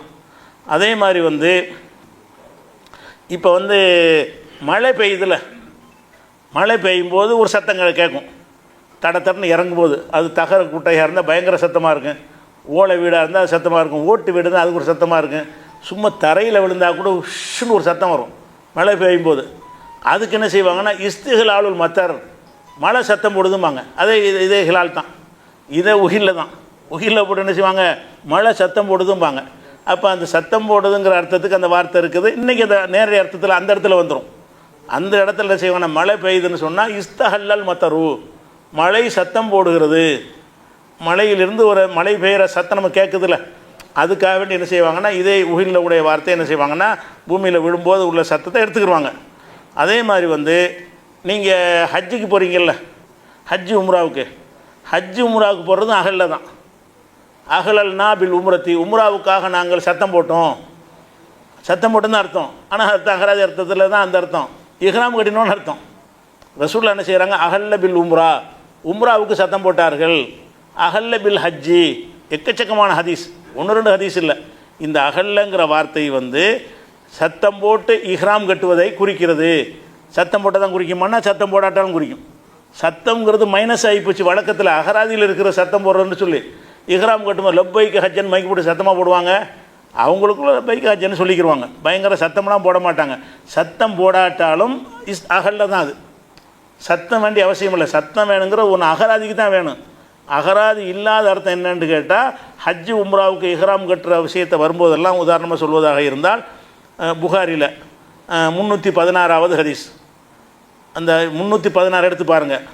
அதில் என்ன வரும்னு கேட்டால் அஹ்லல் தூ, அகல்ல உள்ள அர்த்தம் அஹ்லல் து மா ரசூலில்லாஹி ஃபி ஹஜ்ஜத்தில் விதா, கடைசி ஹஜ்ஜில் ரசூல்லாவோட சேர்ந்து நானும் சத்தம் போட்டேன். அங்கே சத்தம் போட்டேன்னு அர்த்தம் கிடையாது, இஹ்ராம் கட்டினேன்னு அர்த்தம். அகலன்னு வந்திருக்கிறது சத்தம் போடாமல். ஏன்னா அது ஹஜ்ஜு உம்ராவுக்கு முடிவு செய்யும்போது வாயினால் சொல்லணும் நீத்து இருக்குல்ல, மற்றதுக்கெல்லாம் வாயினால் சொல்ல தேவையில்லை. லப்பைக்கு ஹஜ்ஜன், லப்பைக்கு உம்ரத்தன்னு சொல்கிறாங்கல்ல, இதை ஜாஹிலியா காலத்தில் கத்துவாங்க, லப்பைக்கு ஹஜ்ஜன் வாங்க. அப்படி சத்தம் போடுறான்னு நினச்சிட்டாங்கன்னா அதுக்கும் அகல்லன்னு ஆக்கிவிட்டாங்க. ஆனால் இப்போ என்ன அர்த்தம்? நீ சத்தம் போடு, சத்தம் போடாத, லப்பைக்கு ஹஜ்ஜன்கிறியா, அது அகல்ல. அந்த ஒமா உஹில்ல அகல்லவனா ஒரு சொல்லு தான். அப்போ இந்த அகலல் துமா ரசூலுல்லாஹி ஸல்லல்லாஹு அலைஹி வஸல்லம் ஃபி ஹஜ்ஜத்துல் விதா, ஹஜ்ஜத்துல் விதாவில் நான் அகலல் தூ, நான் உஹில்ல அந்த வார்த்தை தான் வருது. சத்தம் போட்டேன் அர்த்தம் செய்வாங்களா? இந்த அகலல் தூக்கு நேரடி அர்த்தம் சத்தம் போட்டேன்னு அர்த்தம், அகராதி அர்த்தம். உலகத்தில் யாரும் இந்த அர்த்தம் செய்ய மாட்டாங்க. நேரடியாக தனியாக விட்றா. இது இஹ்ராமுக்கு உள்ள வார்த்தையை மாறி போச்சு. யார் மாற்றினா? மக்கள் மாற்றினாங்க. அகலல் தூக்கு அர்த்தம் சத்தம் போடுறது தான். ஆனால் ஹஜ்ஜி உம்ராவுக்கு முடிவு பண்ணி இஹ்ராம் கட்டுறீங்கல்ல, இறைவா நான் உனக்காக வேண்டி நான் ஹஜ்ஜு செய்ய போகிறேன், அல்ல உனக்காக உம்ரா செய்ய போகிறேன்னு ஒரு நியத்து வைக்கிறீங்கல்ல, அதுக்கு பேர் தான் அகல்ல. எப்போ வழக்கத்தில் மாறிடுச்சு, மார்க்கத்தில் மாறிவிட்டது. ஆனால் அகராதியில் என்ன செய்யலை? சத்தம் போடுறதுன்னு அர்த்தம். இப்போ சத்தம் போடுதலுங்கிற அர்த்தம் இங்கே செய்வார்களா, இஹ்ராமுன்ற அர்த்தம் செய்வார்களா? இஹ்ராமுங்கிற அர்த்தம் தான் செய்வார்கள். இது 316, இது புகாரில் எத்தனை? 317, 319, 1556, 1557, 1558, 1559, 1572, 1638, 1651, 1724, 1762, 1783, 1785, 1786, 1795, 4352, 4353, 4395, 4397, 7230, 7367 இம்புட்டு இடத்துலையும் இஹ்ராமை குறிக்க அகல்லண்டு வருது. இம்புட்டு ஹதீஸுகள்லாம் எடுத்து பார்த்தீங்கன்னா அகல்லண்டு தான் இருக்கும். அதுக்கு அர்த்தம் சத்தம்னு அர்த்தம் கிடையாது. ஆனால் அகராதி அர்த்தம் சத்தம் தான். அகராதி அர்த்தம் சத்தமாக இருந்தாலும் இவ்வளோ ஹதீஸ்லையும் வரக்கூடிய அகல்லவுக்கு என்ன அர்த்தம்? இஹ்ராம் கட்டுதல். அப்போ அகராதி அர்த்தம் சத்தமாக இருந்தாலும் இது இஹ்ராமுக்குரியதாக மாறிடுச்சுல, அதுதான் அர்த்தம் செய்யணும். அது எப்படி செய்வீங்க? அகராதி உள்ள அர்த்தம் எவன் மாற்றுறதுன்னு கேள்வி கேட்குறாங்க. மறுப்பு சொன்ன ஆளுக்கு பயங்கர கேள்வி என்னது? அகராதியில் அந்த அர்த்தம் இருக்கும்போது அதை எப்படி மாற்றுவீங்கன்னு. அப்போ இது எப்படி மாற்றினாங்க? அல்லாஹ்வுடைய ரசூல் மாற்றிட்டாங்களே, மக்களே மாற்றிட்டாங்களே, ஒட்டுமொத்த உம்மத்து மாற்றி விட்டோமே. அந்த ஹதீஸுக்கு எந்த மொழிபெயர்ப்பு எடுத்து பாருங்கள், அதை இஹ்ராம் கட்டினோன்னு போட்டிருப்பாங்க, மூலத்தில் அகல்லன்னு இருக்கும். எந்த ஆங்கில மொழிபெயர்ப்படுங்க, தமிழ் மொழிபெயர்ப்படுங்க, யாருடைய மொழிபெயர்ப்படாலும் எடுங்க, என்ன அர்த்தம் போட்டிருப்பாங்க? அகல்ல ரசூலுல்லாஹ் இஹ்ராம் கட்டினார்கள். அகராதி அர்த்தம் சத்தம் போட்டார்கள்னு, மார்க்க அர்த்தம் இஹ்ராம் கட்டினார்கள்னு அர்த்தம். அப்போ இந்த அர்த்தம் என்னன்னு கேட்டால், அந்த அகல்ல என்பதற்கு பிறைக்கும் ஹிலாலுங்கிறாங்க. அங்கே சத்தம்ங்கிறது நம்ம நாடுவது கிடையாது. அதே மாதிரி இந்த இஹ்ராமுக்கு என்ன செய்கிறாங்க, அதுக்கு அந்த வார்த்தையை சொல்கிறாங்க, அகல்லங்கிறாங்க. அங்கேயும் சத்தம்ங்கிற அகராதி அர்த்தத்தை யாரும் நாடுவது கிடையாது. அப்போ அந்த மாதிரி தான் இந்த ஒமா உஹில்லங்கிற விஷயம் இருக்குல்ல, அது சத்தமிடுதல்ங்கிறது அசல் அர்த்தம் தான். அசல் அர்த்தமாக இருந்தாலும் அந்த மக்கள் என்ன செஞ்சிட்டாங்கன்னு கேட்டால் அர்த்தத்தை மாற்றி விட்டார்கள். அதாவது இறைவன் அல்லாத பேரை சொல்லி அறுக்கிறதுக்கு தான் இதை பயன்படுத்துவார்கள். ஒமா உஹில்லங்கிறது வந்து பொது வழக்கில் மாறிவிட்டது. அதை விளங்கலை இவங்க. பொது வழக்கில் மாறினுச்சுங்கிற விளங்காமல் சத்தமிடப்பட்டதுன்னு தான் இருக்கிறது அகராதிகள். அதை விளங்குறது தான் நம்பிட்டு தானே சொல்கிறேன். அப்போ ரசூல்லா வந்து சத்தம் போட்டார்கள் தான் வருகிறது. இஹ்ராம்னு நீ அர்த்தம் செய்கிற, பிறையை பார்த்தால்னு சத்தம் போடுறதை பார்த்தால்னு அதிசயில் இருக்கிறது, நீ ஏன் பிறையை பார்த்தான்னு அர்த்தம் செய்கிற என்று கேட்டால், அகராதியில் அந்த அர்த்தம் இருந்தாலும் மாறிடுச்சுங்கிறீங்களா? அது மாதிரி மாறும். அது மாறினா இது மாறாதா? அப்போ அகல்லங்கிற வார்த்தைக்கு வந்து சத்தமிடுதல் இருந்தாலும் அதை எதுக்கு தான் யூஸ் பண்ணுவாங்க? பிராணியை அறுக்கும்போது அந்த சாமி பேரை சொல்கிறாங்கல்ல, அதுக்கு தான். சத்தம் போட்டு சொல்லு, சத்தம் போடாமல் சொல்லு, பிராணிகளுக்கு தான், அதுவும் அறுக்கிறதுக்கு தான். அது தாவரங்களுக்கும் வேறு எதுக்கும் கிடையாது. அப்போ மா உஹில்ல மா அகல்ல அப்படிங்கிற ஒரு சொல்ல அரபியில் வந்து என்ன செஞ்சிட்டாங்க, அகராதியில் சத்தம் போடுவதுங்கிற அர்த்தம் இருந்தாலும் அந்த சொல்லு எதுக்குரிய சொல்ல மாறி போச்சு என்று சொன்னால், அதாவது அறுக்கும்போது பெயரை சொல்லுவது, அறுக்கும்போது பெயரை அல்லாஹ்வுடைய பெயரை சொல்லி அறுப்பது, அந்த அறுக்கிறதுக்கு மட்டும்தான் அதை யூஸ் பண்ணுவாங்களே தவிர, அந்த மாமிசம் அல்லாத பொருள்களை வந்து அவன் அல்லாஹ்வுடைய பெயரை கொண்டு ஒருத்தன் சொன்னானே ஆனால் அது ஒமா உஹில்லவில் வராது. ஒமா உஹில்லுக்கு அர்த்தமே நீங்கள் தமிழாக்கத்தை எடுத்து பார்த்தீங்கன்னா நாம் மட்டும்தான் சத்தமிடப்பட்டவைன்னு போட்டிருப்போம், மற்ற எல்லா தமிழாக்கத்திலும் அறுக்கப்பட்டவைன்னு போட்டிருப்பாங்க. அதான் இப்போ கரெக்ட், நானும் மாற்ற போகிறேன் தான். அது நம்ம சத்தமிடப்பட்டவைன்னு போட்டிருக்கோம். அனைத்து தர்ஜுமாக்கள் என்ன போட்டிருக்காங்கன்னா அறுக்கப்பட்டவைன்னு போட்டிருக்கிறாங்க. அப்போ நம்ம தான் என்ன செஞ்சோம்னா அறுக்கப்பட்டவை இல்லை, ஒரு காரணத்துக்காக சொன்ன, அது பிறகு நான் விளக்குறேன். ஆனால் இப்போ ஆய்வு செய்யும் பொழுது இது அறுக்கிறது தான் குறிக்குது என்பதை வந்து இவங்க சொன்னது ஒரு ஆதாரமாக நான் உங்களுக்கு காட்டலை. அவங்களும் பேச இயலாது. நீங்கள் எல்லோரும் அர்த்தம் இந்த அறுக்கப்பட்டது தானே போட்டிருக்கு, நான் சொன்னதுனால இப்போ மாற்றுவாங்க, அறுக்கப்பட்டதுன்னு மாற்றி ஆகணும், இப்போ தாவரத்தையும் குறிக்கணும்னு எடுத்து மாற்றினாலும் மாற்றுவாங்க. ஆனால் அந்த எல்லாருக்கும் தான் எந்த தர்ஜுமான்னு எடுத்து பாருங்கள், தமிழாக்கத்தில் போட்டிருக்கிற பலர் தமிழாக்கம் போட்டிருக்காங்கல்ல, அது அறுக்கப்பட்டவைன்னு போட்டிருப்பாங்க. ஒரே ஒரு தமிழாக்கத்தில் வந்து சத்தமிட்டு அறுக்கப்பட்டவன் பிராக்கெட்டில் அறுக்கிற சேர்த்துருப்பாங்க, என்னென்ன அறுக்கிறதுங்கிற போட்டிருப்பாங்க. அப்போ நம்ம என்ன வழங்குறோம் சொல்கிறோம்னு கேட்டால், ஒமா உஹில்லி கைரில்லா என்பதற்கு அகராதியில் இவர்கள் சொல்லக்கூடிய அர்த்தம் இருக்கிறது, அது மக்கள் மாற்றி விட்டார்கள். குர்ஆன் இறங்கும்போது வாழ்ந்த மக்கள் மாற்றி விட்டார்கள் அப்படிங்கிறது தான் ஃபஸ்ட்டு விளங்க வேண்டிய விஷயம். அதுக்கு தான் நம்ம என்ன செஞ்சோம்னு கேட்டால், சில தஃப்சீர்களை எடுத்து காட்டினோம். தஃப்சீர்களை காட்டினோம்ல, அந்த தஃப்சீரில் எது காட்டினோம்னு கேட்டால் அதுக்கு ஒருத்தர் விளக்கம் கொடுத்துருக்கார். தஃப்சீர் குப்பையெல்லாம் ஆதாரம் காட்டுகிறார்கள், இதெல்லாம் ஒரு ஆதாரமாகுமான்னு கேட்குறாங்க. தஃப்சீர்லாம் ஆதாரமாகாது.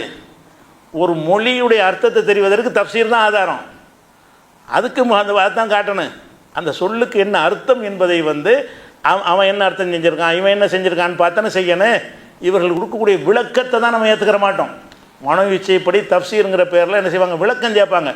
ஒமா உஹில்லுக்கு என்ன அர்த்தம் அப்படிங்கிறது வந்து அன்றைய சமூக மக்கள்கிட்ட இருந்த இப்னு அப்பாஸ் அதுக்கு சொன்ன அர்த்தம், அலி ரலியல்லாஹு சொன்ன அர்த்தம், ஹசன் பஸ்ரி சொன்ன அர்த்தம், இக்ரிமா சொன்ன அர்த்தம், கத்தாதா சொன்ன அர்த்தம் எல்லாம் அறுக்கிறது தான். ஏன் அது சொல்கிறாங்கன்னுட்டு அந்த அர்த்தம் தான் மக்கள்கிட்ட இருந்துச்சு. ஒமா உஹில்லங்கிற வார்த்தைக்கு வந்து என்ன அர்த்தம் மக்கள்கிட்ட இருந்துச்சுன்னு கேட்டால் அறுக்குதல்ங்கிற அர்த்தம் தான் இருந்துச்சு. அவங்க அந்த அர்த்தத்தில் இருந்ததுனால அதில் அதுக்குரிய வார்த்தையை போட்டு சொல்கிறான். அந்த மக்கள்கிட்ட குர்ஆன் வர்றதுக்கு முன்னாடியே ஒமா உஹில்லன்னு சொன்னால் பேரை சொல்கிறது, சத்தம் போடுற அர்த்தம் கிடையாது, பேரை சொல்லி அறுக்குதல். பேரை சொல்லி அறுக்குதல்ங்கிற அர்த்தம் அந்த ஜாகிலியா கிட்ட இருந்துச்சு. அதுக்கு தான் அல்லாஹ் என்ன செய்கிறான்னா அந்த அதே அவங்க பயன்படுத்தின அதே வார்த்தையை பயன்படுத்தி அது அல்லாதவங்களுக்கு செஞ்சிடாதப்பா, அல்லாவுக்கு தான் நீ அறுக்கணுமே தவிர கைரில்லான்னு நல்லா சேர்த்துக்கிட்டான். அல்லாதவர்களுக்காக அறுக்கிற நீ திங்காத அப்போ அந்த அந்த வார்த்தைக்கு வந்து குர்ஆன் வர்றதுக்கு முன்னாடியே அன்றைய மக்கள்கிட்ட சத்தம் போடுறதுக்கு மட்டும் அதை சொல்ல மாட்டார்கள். அவங்க பொது வழக்கில் மாறினுச்சிங்கல்ல, குடித்தா தண்டனைங்கிறான்ல, அந்த மாதிரி உள்ள சொல்லாக என்ன மாறிடுச்சுன்னு கேட்டால் ஒமா உஹில்லவை எதுக்கு பயன்படுத்துவார்கள் அரபியர்கள் என்று சொன்னால் அது வந்து பிராணிகளை அறுக்கிறதுக்கு சத்தமிடுதல்ன்ற அர்த்தத்துக்கு இல்லாமல் அறுக்குதல், பிராணியை அறுக்குதல் அப்படிங்கிறதுக்கு பயன்படுத்துவாங்க. அதுக்கு தான் அல்லாஹ் என்ன செய்கிறான்னா அல்லாதவருக்கு செஞ்சிடாத இல்லையே கயிறு இல்லான்னு சேர்த்துறான். ஒமா உஹில்ல அறுக்கப்பட்டவை இல்லையே கயிறு இல்லா, இறைவன் அல்லாதவர்களுக்கு அறுக்கப்பட்டவை. அவன் எதுக்கு அறுக்கப்பட்டாலும் ஒமா உஹில்லன்னு சொல்லுவான். அல்லாஹ் என்ன செய்கிறான்னா என் பேர் இல்லாமல் அறுத்தா அது சாப்பிடாத. அப்போ இது அறுக்கிறது தான் அது வந்து உயிரினங்களை தான் குறிக்கிறது, ஹைவானை தான் குறிக்கிறது, உயிர் பிராணிகளைத்தான் அந்த வார்த்தை குறிக்கிறது. அதுபோக சத்தமிட வேண்டிய அவசியம் கிடையாது, சொல்லி அறுத்தாலே போதும். அகராதி அந்த அர்த்தம் இருக்கலாம். அகராதி அர்த்தத்திலிருந்து அந்த மக்களை மாற்றி விட்டார்கள். அந்த அம்மா உஹில்லங்கிற சொல் வழக்கு எப்படி மாறிவிட்டது என்று சொன்னால் அறுத்தல் என்கிற அர்த்தத்துக்கு மாறிவிட்டது. நீ சத்தம் போட்டாலும் சரி சத்தம் போடாட்டாலும் சரி, ஒமா உஹில்ல என்பதற்கு வந்து தாவரங்கள் இல்லைன்னு மாறிவிட்டது. அப்போ ஒமா உஹில்லவுடைய இது எங்கேருந்து கிடைக்குதுன்னு கேட்டால் தபுரிங்கிறவர் சொல்கிறார். தபுரிங்கிறவர் ஹிஜ்ரி 310. நமக்கு இதுக்கெல்லாம் அவங்கள தான் போய் பார்க்கணும். அந்த மக்கள்கிட்ட என்ன வழக்கம் இருந்துச்சு என்பதற்கு தப்சீர்களை தவிர வேறு எதை ஆதாரமாக காட்டு நானும் போய் பார்த்துட்டு வர முடியும். இப்போ அந்த காலத்தில் என்ன அர்த்தம் செஞ்சாங்கிறதுக்கு அந்த காலத்தில் எழுதுன புத்தகத்தை போய் பார்க்க முடியும். அந்த காலத்தில் அந்த அர்த்தம் இருந்துச்சான்னா நம்ம எப்படி நீ கண்டுபிடிப்பேன்? அந்த அர்த்தம் இல்லைங்கிற நான் எப்படி கண்டுபிடிக்கிறது? அந்த காலத்தில் இருந்துச்சுன்னு கண்டுபிடிக்கப்பட்டதாக இருந்தால் அந்த காலத்தில் எழுதப்பட்ட நூல்களில் பார்த்தா அறிய முடியும். அதுக்கு தப்சீரையும் காட்டுவோம், ஒரு காஃபிர் எழுதின புத்தகத்தை கவிதையை கூட காட்டுவோம். தப்சீரை மட்டும் ஆதாரம் எடுக்க மாட்டோம். சில கவிஞர்கள் உமாவு இல்லைங்கிறதுக்கு அறுக்குன்னு அர்த்தத்தில் பயன்படுத்தியிருப்போம், அதையும் எடுத்து காட்டுவோம். காஃபிருடைய கவிதையெல்லாம் எடுத்து காட்டிட்டாருன்னு சொல்ல முடியுமா? அந்த மொழிக்கு என்ன அர்த்தம், ஒமா உஹில்லவுக்கு அந்த மக்கள் என்ன அர்த்தத்தில் யூஸ் பண்ணி கொண்டிருந்தார்கள், அதை அறிந்து கொள்வதாக இருந்தால் நம்ம என்ன செய்யணும்? அவனுடைய பழக்கத்தை தான் அறியணும். அவன் வழக்கம் என்னவா இருந்துச்சு? இப்போ தபுரி அதான் தப்சீரில் எழுதின தப்சீர், மொத்த தப்சீர்களில் ஃபஸ்ட்டு தப்சீருங்கிற பேரில் எழுதின கிதாப்பு தான் தபுரிங்கிறவர். இவருடைய காலம் வந்து 310. இவருடைய தப்சீர்களில் பல தவறானதும் இருக்கும், சரியானதும் இருக்கும். பரிசீலனை பண்ணி நம்ம ஏற்றுக்கிறோம், தவறை ஏற்றுக்கிற மாட்டோம். ஆனால் அந்த வழக்கத்தை சொல்வதாக இருந்தால் அவர் சொல்ல நான் ஏற்றுக்கிறேன்னு எனக்கு எப்படி தெரியும்? அந்த காலத்தில் இந்த அர்த்தத்தில் தான் அந்த சொல் இருந்துச்சு அப்படிங்கிற என்ன செய்கிறாருன்னு கேட்டால் அவர் சொல்கிறார். என்னன்னு கேட்டால் ஒமா உஹில்ல லி அன்னஹும் கானும் இதா அராது தபகமா கர்ரபுகுலி ஆலிஹத்தையும், தங்கள் கடவுளுக்காக அர்ப்பணித்த பிராணிகளை அறுக்க நாடும் பொழுது சம்மு இஸ்ம ஆலிஹத்தையும், அவங்களுடைய கடவுளின் பெயரை சொல்வார்கள். ஓ ஜஹரூபிதாலிக்கு அஸ்வாத்தகும், அந்த சத்தம் போட்டவர்கள் சொல்வார்கள். அப்போ ஜராதாலிக்கு மின் அமரிக்கும் அலாதாலிக்க, இந்த நிலை தான் கொஞ்ச நாள் நீடித்துக்கிட்டே வந்துருச்சு. ஹத்தா கீழ லி குல்லி தாபிகின் சம்மா அவுலம் யுசம்மி, அறுக்கிற அனைவருக்கும் இந்த வார்த்தையை மாற்றி விட்டார்கள். அது அவன் வந்து அல்லாவுடைய பேரை சொல்லியா இருக்கட்டும், பேர் சொல்லாமல் இருக்கட்டும், அறுக்கிறது தான். ஒமா உஹில்லவுக்கு சத்தம் போட்டுட்டும் சத்தம் போடாமல் இருக்கட்டும், அவன் சத்தம் போடுறதுனால அந்த வார்த்தையை அதுக்கு பயன்படுத்த ஆரம்பித்து பிறகு எப்படி மாறிவிட்டார்கள் என்று சொன்னால் சகல்ல அகல்ல என்று சொன்னால் சத்தம் அறுக்கப்பட்டதுன்னு அர்த்தம் மாற்றிட்டாங்க. அப்போ அந்த மக்களை அந்த அர்த்தத்தை மாற்றி விட்டார்கள் என்பதற்கு நான் ஆதாரம் காட்டுவது தான் தப்சீரை சொன்னேன். தப்சீர் குப்பைகளை எல்லாம் ஆதாரமாக காட்டுகிறார்கள், என்னமோ இந்த ஆய்வுக்கு ஆதாரமாக காட்டுற மாதிரி எடுக்கிறாங்க. மொழிக்கு ஆதாரமாக நாங்கள் காட்டுவோம். மொழிக்கு ஆதாரமாக எதை காட்டுவோம் என்று கேட்டால் பழங்காலத்தில் எழுதப்பட்ட தப்சீரை மட்டும் காட்ட மாட்டோம், காஃபிருடைய கவிதையும் காட்டுவோம். அந்த மொழியில் அந்த அர்த்தம் இருந்துச்சுன்றது அவனை வச்சு நான் கண்டுபிடிக்க முடியும். அந்த அர்த்தம் இருக்க போய்த்தானே அந்த மாதிரி கவிதை பாடியிருப்பான். அந்த காலத்தில் இந்த அர்த்தம் இருந்துச்சா என்பதற்கு நம்ம எதை காட்டுவோம்? தப்சீரையும் காட்டுவோம், காஃபிருடைய கருத்தையும் கூட காட்டுவோம். நமக்கு கண்டுபிடிக்க இயலாது. அவர் என்ன செய்கிறாருன்னா இந்த அர்த்தத்துக்கு மாறிவிட்டதுங்கிறார். அந்த அகல்ல சத்தம் போடுவது தான் அகராதி அர்த்தமாக இருந்தாலும் அவன் ஜஹரபி தஸ்மியத்தி அவள் நம்ம எஜிகர், அவன் சத்தம் போட்டு பேரை சொன்னாலும் சரி சொல்லாட்டாலும் சரி முகில் நுண், அவன் முகில் அகல்லுடைய வார்த்தை அந்த இகலால் பண்ணிவிட்டான் என்று சொல்வார்கள். அப்போ இந்த அகல்ல என்பதற்கு சத்தம் அவசியமில்லை என்று மாறிவிட்டது, அறுக்கிறதுக்கு தான் அந்த பேருன்னு மாறிடுச்சின்னு யார் சொல்கிறார்? தபரி என்பவர் அந்த காலத்தினுடைய வழக்கத்தை வைத்து அவர் சொல்கிறார். அதே மாதிரி வந்து அபுல் ஹசன், அதாவது மாவர்திம்பாங்க, இதுவும் வந்து கொஞ்சம் பழைய கால தப்சீர். 450 இவர் இறக்குறார். அவர் வந்து அவருடைய காலம் வந்து 310. இன்னொரு 150 வருஷத்துக்கு பிறகு என்ன செய்கிறாருன்னா, பிறந்த மாவுர்திங்கிற ஒரு ஆள் என்ன செய்கிறாருன்னு கேட்டால், அவர் தப்சீரில் எழுதி வைத்திருக்கிறாரு. அதாவது என்ன செய்கிறாருன்னு கேட்டால், பொசும்மிய குல்லு தாபிகின் ஜஹரபி தஸ்மியத்தி அவுல்லம் எஜிகர் முஹில்லன். பேரை வந்து அவன் சத்தம் போட்டு சொன்னாலும் சரி, சத்தம் இல்லாமல் சொன்னாலும் சரி, அவனை குறிக்க சொல்லாக பிறகு மாறிவிட்டது. அசல் அர்த்தம் வந்து சத்தம் போடுவதாக இருந்தது. பிறகு வந்து அவன் சத்தம் போட்டான், சத்தம் போடலை, அறுக்கும்போது அந்த பேரை சொல்வது என்பதாக மாறிவிட்டது அர்த்தம் அப்படிங்கிறார்.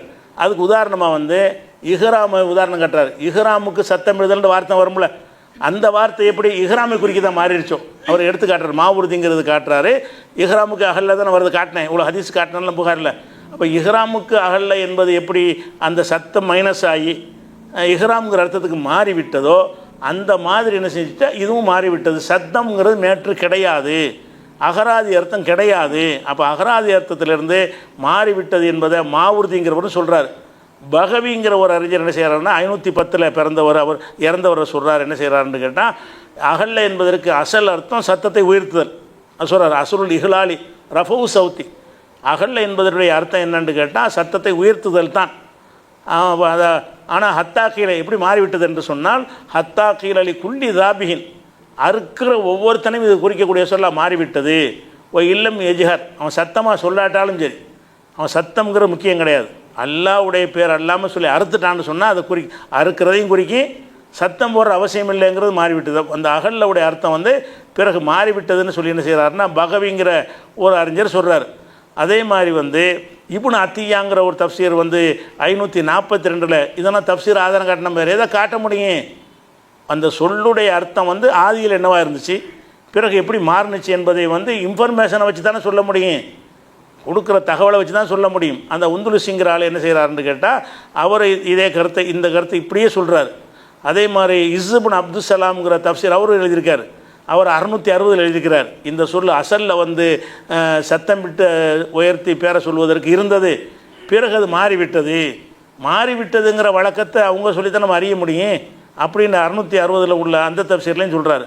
அதே மாதிரி தப்சீரு சாலிபிங்கிற ஒரு தப்சீர் 875 மரணித்தவர். அவர் என்ன செய்கிறாருன்னு கேட்டால், இதே விஷயத்தை கலபதாலிக்கு இஸ்தேமாலுகும், அவங்களுடைய புழக்கத்தில் இது மிகைத்து விட்டது. எந்த அளவுக்கு ஆயிடுச்சுன்னு சொன்னால், அவங்க வந்து அறுக்கிறாங்கல்ல அதுக்குரிய சொல்லாக மாறிவிட்டது அப்படின்னு அவர் சொல்கிறார். ரூஹுல் பயான்கிறவர் 1127 சொல்கிறாரு, துவக்கத்தில் அந்த அர்த்தம் இருந்தது, பிறகு அது மாறிவிட்டது. அப்போ அந்த அர்த்தம் வந்து எப்படி நம்ம அந்த குடி என்பது குடித்தலை குறித்தாலும் எல்லாருடைய வழக்கத்திலையும் மதுபானம் குடிப்பதற்கு மாறிடுச்சுல, குடித்தா தண்டனைங்கிறான், குடிச்சு விட்டு வண்டி ஓட்டினால் தண்டனைன்னு அவன் சொல்கிறான். அகராதியில் வந்து எதை குடித்தாலும் தண்டிக்கின்ற அர்த்தம் வந்தாலும் எதுவாக மாறிவிட்டது, மதுபானம் குடிப்பதாக மாறிவிட்டது. அந்த மாதிரி உலக வழக்கத்தில் மக்கள் வழக்கத்தில் அகராதியை ஓரங்கட்டி வைத்து விட்டு சில சொற்களை மாற்றி விடுவார்கள். நம்ம மக்களுக்கு தான் பேசுகிறோம், அகராதி வச்சு பேச முடியாது. மக்கள் மாற்றிட்டாங்கன்னா அதுதான் முடிவு, மக்கள் முடிவுக்கு எடுப்பு தான் எடுக்க முடியும். இந்த ஒரு விஷயம் இருக்குது. அதே மாதிரி வந்து இதில் இன்னும் சொல்கிறாரு, இது அஹ்காமுல் குர்ஆன் ஜஸ்ஸாஸ் 370 மரணித்தவர் சொல்கிறாரு, ஒலா ஹிலாஃப பைனல் முஸ்லிமீன, முஸ்லீம்கள் மத்தியில் யாருக்கும் ரெண்டாவது கருத்து இல்லை. அன்னல் முராது பிஹி அது தபீஹத்து, இது வந்து அறுக்கப்பட்டதை தான் குறிக்கும் என்பதில் ரெண்டாவது கருத்தை இல்லைங்கிறார். பிறகு மாறிடுச்சு. உகில்லவுக்கு நீங்கள் அகராதி பேசவே முடியாது. அகராதியில் அந்த அர்த்தம் இருந்தாலும் அகராதி மாறிவிட்டதுங்கிற ஒரு விஷயத்தை என்ன செய்கிறாருன்னா 370 மரணித்த அபூபக்கர் ஜஸ்ஸாஸ் என்பவர் அஹ்காமுல் குர்ஆன்கிற தப்சீர் நூலில் அவர் சொல்கிறார். அதே மாதிரி வந்து அல் வசீத்துங்கிற தப்சீரில் 468 அவர் என்ன செய்கிறார், இதுக்கு அர்த்தம் என்னென்னு கேட்டால், இப்னு அப்பாஸ் தான் அதுக்கு சாட்சியாக இருக்க முடியும். அந்த காலத்தில் வழக்கம் இருந்துச்சுன்னு சொல்லுவார் இருந்தால் சஹாபி தான் சொல்லுவது தகுதியானவர். ரசூல்லா காலத்தில் என்ன அர்த்தத்துக்கு இந்த சொல் இருந்துச்சுன்னு சொன்னால், அதாவது மாதுபிகள் அஸ்னாம், இப்னு அப்பாஸ் சொல்கிறாரு, சிலைகளுக்காக அறுக்கப்பட்டது. என்னது அறுத்தல்னு வந்தாலே அது தாவாரம் இல்லைன்னு அர்த்தம். சிலைகளுக்காக அறுக்கப்பட்டதுன்னு அர்த்தம். உஹில்லவுடைய அர்த்தம் வந்து இப்படித்தான் மாறிடுச்சுன்னு யார் சொல்கிறா? வஹி இறங்கின காலத்தில் வாழ்ந்த ஒருத்தர் வந்து இதுதான் அதுக்கு அர்த்தம்ங்கிறார். இந்த அர்த்தத்தை வந்து இவர் எல்லாம் செய்கிறார். அதுக்கடுத்து என்ன செய்கிறாருன்னு கேட்டால், இந்த அர்த்தத்தை வந்து அலி ரலியல்லாஹு சொல்லியிருக்கிறாங்க. உஹில்லவுடைய அர்த்தம் மாறிடுச்சு, அது வந்து அறுக்கிறத தான் குறிக்கும். இப்னு அப்பாஸ் சொல்லியிருக்கிறார், முஜாஹிது சொல்லியிருக்கிறார், ஹசன் பசரி சொல்லியிருக்கிறார், கத்தாதா சொல்லியிருக்கிறார், லஹாக் சொல்லியிருக்கிறார், ஜுஹ்ரி சொல்லியிருக்கிறார். இன்னும் எவ்வளோ பேர் சொல்லியிருப்பாங்கன்னு தெரியலை. ஆனால் வேறு அர்த்தம் யாருமே சொல்லலை. இந்த அர்த்தத்துக்கு சில ரிப்போர்ட் கிடைச்சாலும் வேறு யாராச்சும் இது தாவரத்தை குறிக்கணும்னு ஒருத்தர் சொன்னான்னு காட்டு. ஒரே ஒரு ஆளாவது இதை மாறலை தாவரத்தையும் குறிக்கும் அப்படின்னு யாராவது ஒருத்தர் சொல்லாட்டி என்ன அர்த்தம்? அந்த அர்த்தம் அன்னைக்கு இருக்கலன்னு அர்த்தம். வஹி இறங்கக்கூடிய காலத்தில் வந்து தாவரத்தை குறிக்கிற ஒரு சொல்லாக அந்த சொல் இருக்கவே இல்லை அப்படிங்கிறது வந்துடுது. அப்போ தஃப்சீரை வந்து மொழி சம்பந்தப்பட்டதுக்கு நம்ம ஆதாரமாக எடுப்போம் என்பதை பல விஷயங்களுக்கு விளக்கியிருக்கிறோம். தஃப்சீர் எங்களுக்கு ஆதாரம் கிடையாது, ஒரு சொல்லுக்கு என்ன அர்த்தம் செய்கிறதுன்னு வரும்பொழுது நான் சொன்னேன்னு சொல்லியப்போ அந்த அவர் எழுதியிருக்காரு, அவர் அந்த மொழி என்னை விட நல்லா தெரிஞ்சவர் தானே. தஃப்சீர் எழுதுகிறவங்களுடைய மார்க்க அறிவில் ஆய்வில் வேண்டால் நான் குறை காண முடியும், மொழி அறிவில் குறை காண முடியாது. என்னை விட அவங்களுக்கு அரபி நல்லா தெரியும்ல, அரபியை தாய்மொழியாக கொண்டவங்களுக்கு அந்த மொழி அவங்களுக்கு நல்லா தெரியும். அந்த சொல்லு இதான் அந்த சொல்லுக்கு அர்த்தம்னு அவங்க சொல்லுவார்களே, அதனால் அதை எடுத்து அதை வச்சு தான் நான் தெரிஞ்சுக்கிட்டேன் அந்த மொழியை. இந்த மொழியை நான் எங்கே வகையில் என்ன மொழியை கற்றுக்கிட்டேன்? நாம் கொஞ்சம் அரபியை கற்றுக்கிட்டோம்னா முந்தி சொன்ன ஆட்களுடைய நூல்களில் நான் கற்றுக்கிற முடிகிறது. இதுக்கு சொன்னால் இந்த குப்பைகளை ஆதாரமாக காட்டி என்ன செய்கிறார்கள்? இந்த ஒமாவுஹில்லோடைய அர்த்தத்தை மாற்றுகிறார்கள் அப்படிங்கிறாங்க. நாங்கள் மாற்றலை, மக்கள் மாற்றி விட்டார்கள்ங்கிற தகவலை அவர்கள் சொல்கிறார்கள். முந்தி அந்த அர்த்தம் இருந்தது, பிறகு அது மாறிவிட்டதுங்கிற ஒரு தகவலை சொல்கிறார்கள்ன்ற அடிப்படையில் வச்சுக்கிறோங்க. டைம் ரொம்ப தாண்டி போச்சோ? இன்னும் அது சரி, நாளைக்கு வச்சுக்கிறோம் மீதியை. ஏன்னா கேள்வி கேட்குறதுக்கு முன்னாடி நீங்கள் கேள்வியை கேட்காத அளவுக்கு நான் எல்லாத்தையும் சொல்லிடுவேன். என்னென்ன சொல்லுகிறார்களோ அது இந்த பேசிக்லேருந்து நான் அன்றைக்கே சொல்லியிருந்தேன், அந்த கேள்வி கேட்டிருக்க மாட்டாங்க. தஃப்சீரை நான் எது காட்டுறேன்னு நான் சொல்லல. 2 மணி நேரம் அன்றைக்கி, நாளைக்கு தான் 2 மணி நேரம். நாளைக்கு தான் சொன்னது. இன்றைக்கெல்லாம் அந்த போகிற ஐடியாவில் வந்திருப்பாங்க, அதனால் இதோடு நிப்பாட்டிக்கிறோம். முதல் விஷயம் என்னென்னு கேட்டால், இதனுடைய தொடர்ச்சி ஒன்று இருக்கிறது. ஒமா உஹில்ல என்கிற ஒரு சொல்லுக்கு அறுத்தல்ங்கிற அர்த்தம் கிடையாது என்று வாதம் வைத்து மறுப்பு போட்டிருக்கிறாங்க. அறுத்தலை மட்டும் குறிக்காது, அது தாவரங்களையும் குறிக்கும். அது எதை வச்சு அந்த மறுப்பு போட்டிருக்கிறாங்கன்னா, ஒமா உஹில்லுக்கு என்ன அர்த்தம்? இறைவன் அல்லாஹ் அவர்களுக்கு சத்தம் போடுறது, அது மாமிசமாக இருந்தால் என்ன, தாவரமாக இருந்தால் என்ன அப்படிங்கிற வாதத்தை வைக்கிறாங்க. இப்போ முதல்ல அந்த அர்த்தம் வந்து சரிதானா என்றால், அவங்க அகராதியில் உள்ள வாதத்தை வைத்து பேசுகிறார்களே தவிர, எந்த சொல்லுக்கு அகராதி அர்த்தம் மாறிவிட்டதோ அப்போ அந்த அகராதியை பேசவே கூடாது. எந்த சொல்லுக்கு அகராதியில் ஒரு அர்த்தம் இருந்து அந்த அர்த்தத்தை மக்கள் தூக்கி எறிஞ்சு விட்டு வேறு அர்த்தத்துக்கு அந்த மக்கள் மாற்றி விட்டார்களோ அந்த விஷயத்திற்கு இது அகராதி அர்த்தம் நான் செய்வேன்னு சொல்வார்களே. ஆனால் அப்போ பிறைக்கு செய்வாங்களா? ஹிலாலுக்கு அந்த வார்த்தையை அர்த்தம் செய்வீங்களா? இஹ்ராமுக்கு ரசூலுல்லாஹ் சத்தம் போட்டார்கள், ஹஜ்ஜுக்காக சத்தம் போட்டார்கள், உம்ராவுக்காக சத்தம் போட்டார்கள், அர்த்தம் செய்வீங்களா? ஹஜ்ஜுக்காக இஹ்ராம் கட்டினார்னு சொல்லுவீங்களா? அப்போ ஹஜ்ஜில் வந்து அகல்லன்னு வருகிறது, அதுக்கு சத்தம் போட்டான்னு அர்த்தம் செய்ய மாட்டேங்கிறீங்க. பிறை பார்க்கறதுக்கு ஹிலால் ரசூலுல்லாஹ் போடுறாங்க, சத்தம் போடுறது நீங்கள் கண்டால்ண்டு. அப்போ எவனா சத்தம் போட்டால் நோன்பு வச்சுருன்னு அர்த்தம் வந்துடும். அந்த அர்த்தம் செஞ்சுன்னு வைங்க. எவனாவது கத்துறான்னு வைங்க, டேய் நோன்பு விடா கத்திட்டான் அப்படி சொல்லுவீங்களா? ஹிலாலுக்கு அதான அர்த்தம். அப்படி நம்ம செய்ய மாட்டோம். அதனால் வந்து உங்களை அந்த வாதத்துக்கு பாதி தான் விளக்கம் சொல்லியிருக்கிறேன். இன்னும் வந்து இந்த கருத்தை எத்தனை தஃப்சீர்களில் சொல்லியிருக்கிறார்கள்னு இன்னும் மேலே எடுத்து காட்ட போகிறேன். ஏன்னு கேட்டால் தஃப்சீரை நம்ம ஆதாரமாக எடுப்பேன். எதுக்கு எடுப்பேன்? அகராதிக்கு எடுப்பேன். ஒரு மொழியுடைய அர்த்தம் என்னென்று அறிந்து கொள்வதற்கு, வழக்கம் என்னென்று அறிந்து கொள்வதற்கு நம்ம எடுப்போம் என்பதற்காக வேண்டி இன்னும் பல சான்றுகள் இருக்கிறது. அது பூராத்தையுமே நம்ம என்ன செஞ்சிருவோம்? முழுமையாக விளக்கிறோம். விளக்குனா உங்களுக்கு டவுட்டே வராது. அவங்க கேட்ட எந்த ஒரு கேள்விக்குமே ஒன்று விடாமல் நான் என்ன செஞ்சிருவேன்? உங்களுக்கு விளக்கத்தில் சொல்லிடுவேன். அதுக்கு பிறகு உங்களுக்கு கேள்வி பதில் இருக்குது நாளைக்கு. ஆனால் இதனுடைய தொடர்ச்சியை சார் நாளைக்கு வச்சுக்கிறோமா, கண்டினியூ பண்ணி விட்ருமா? நாளைக்கு வச்சுக்கிறோம். சரி, அஸ்ஸலாமு அலைக்கும்.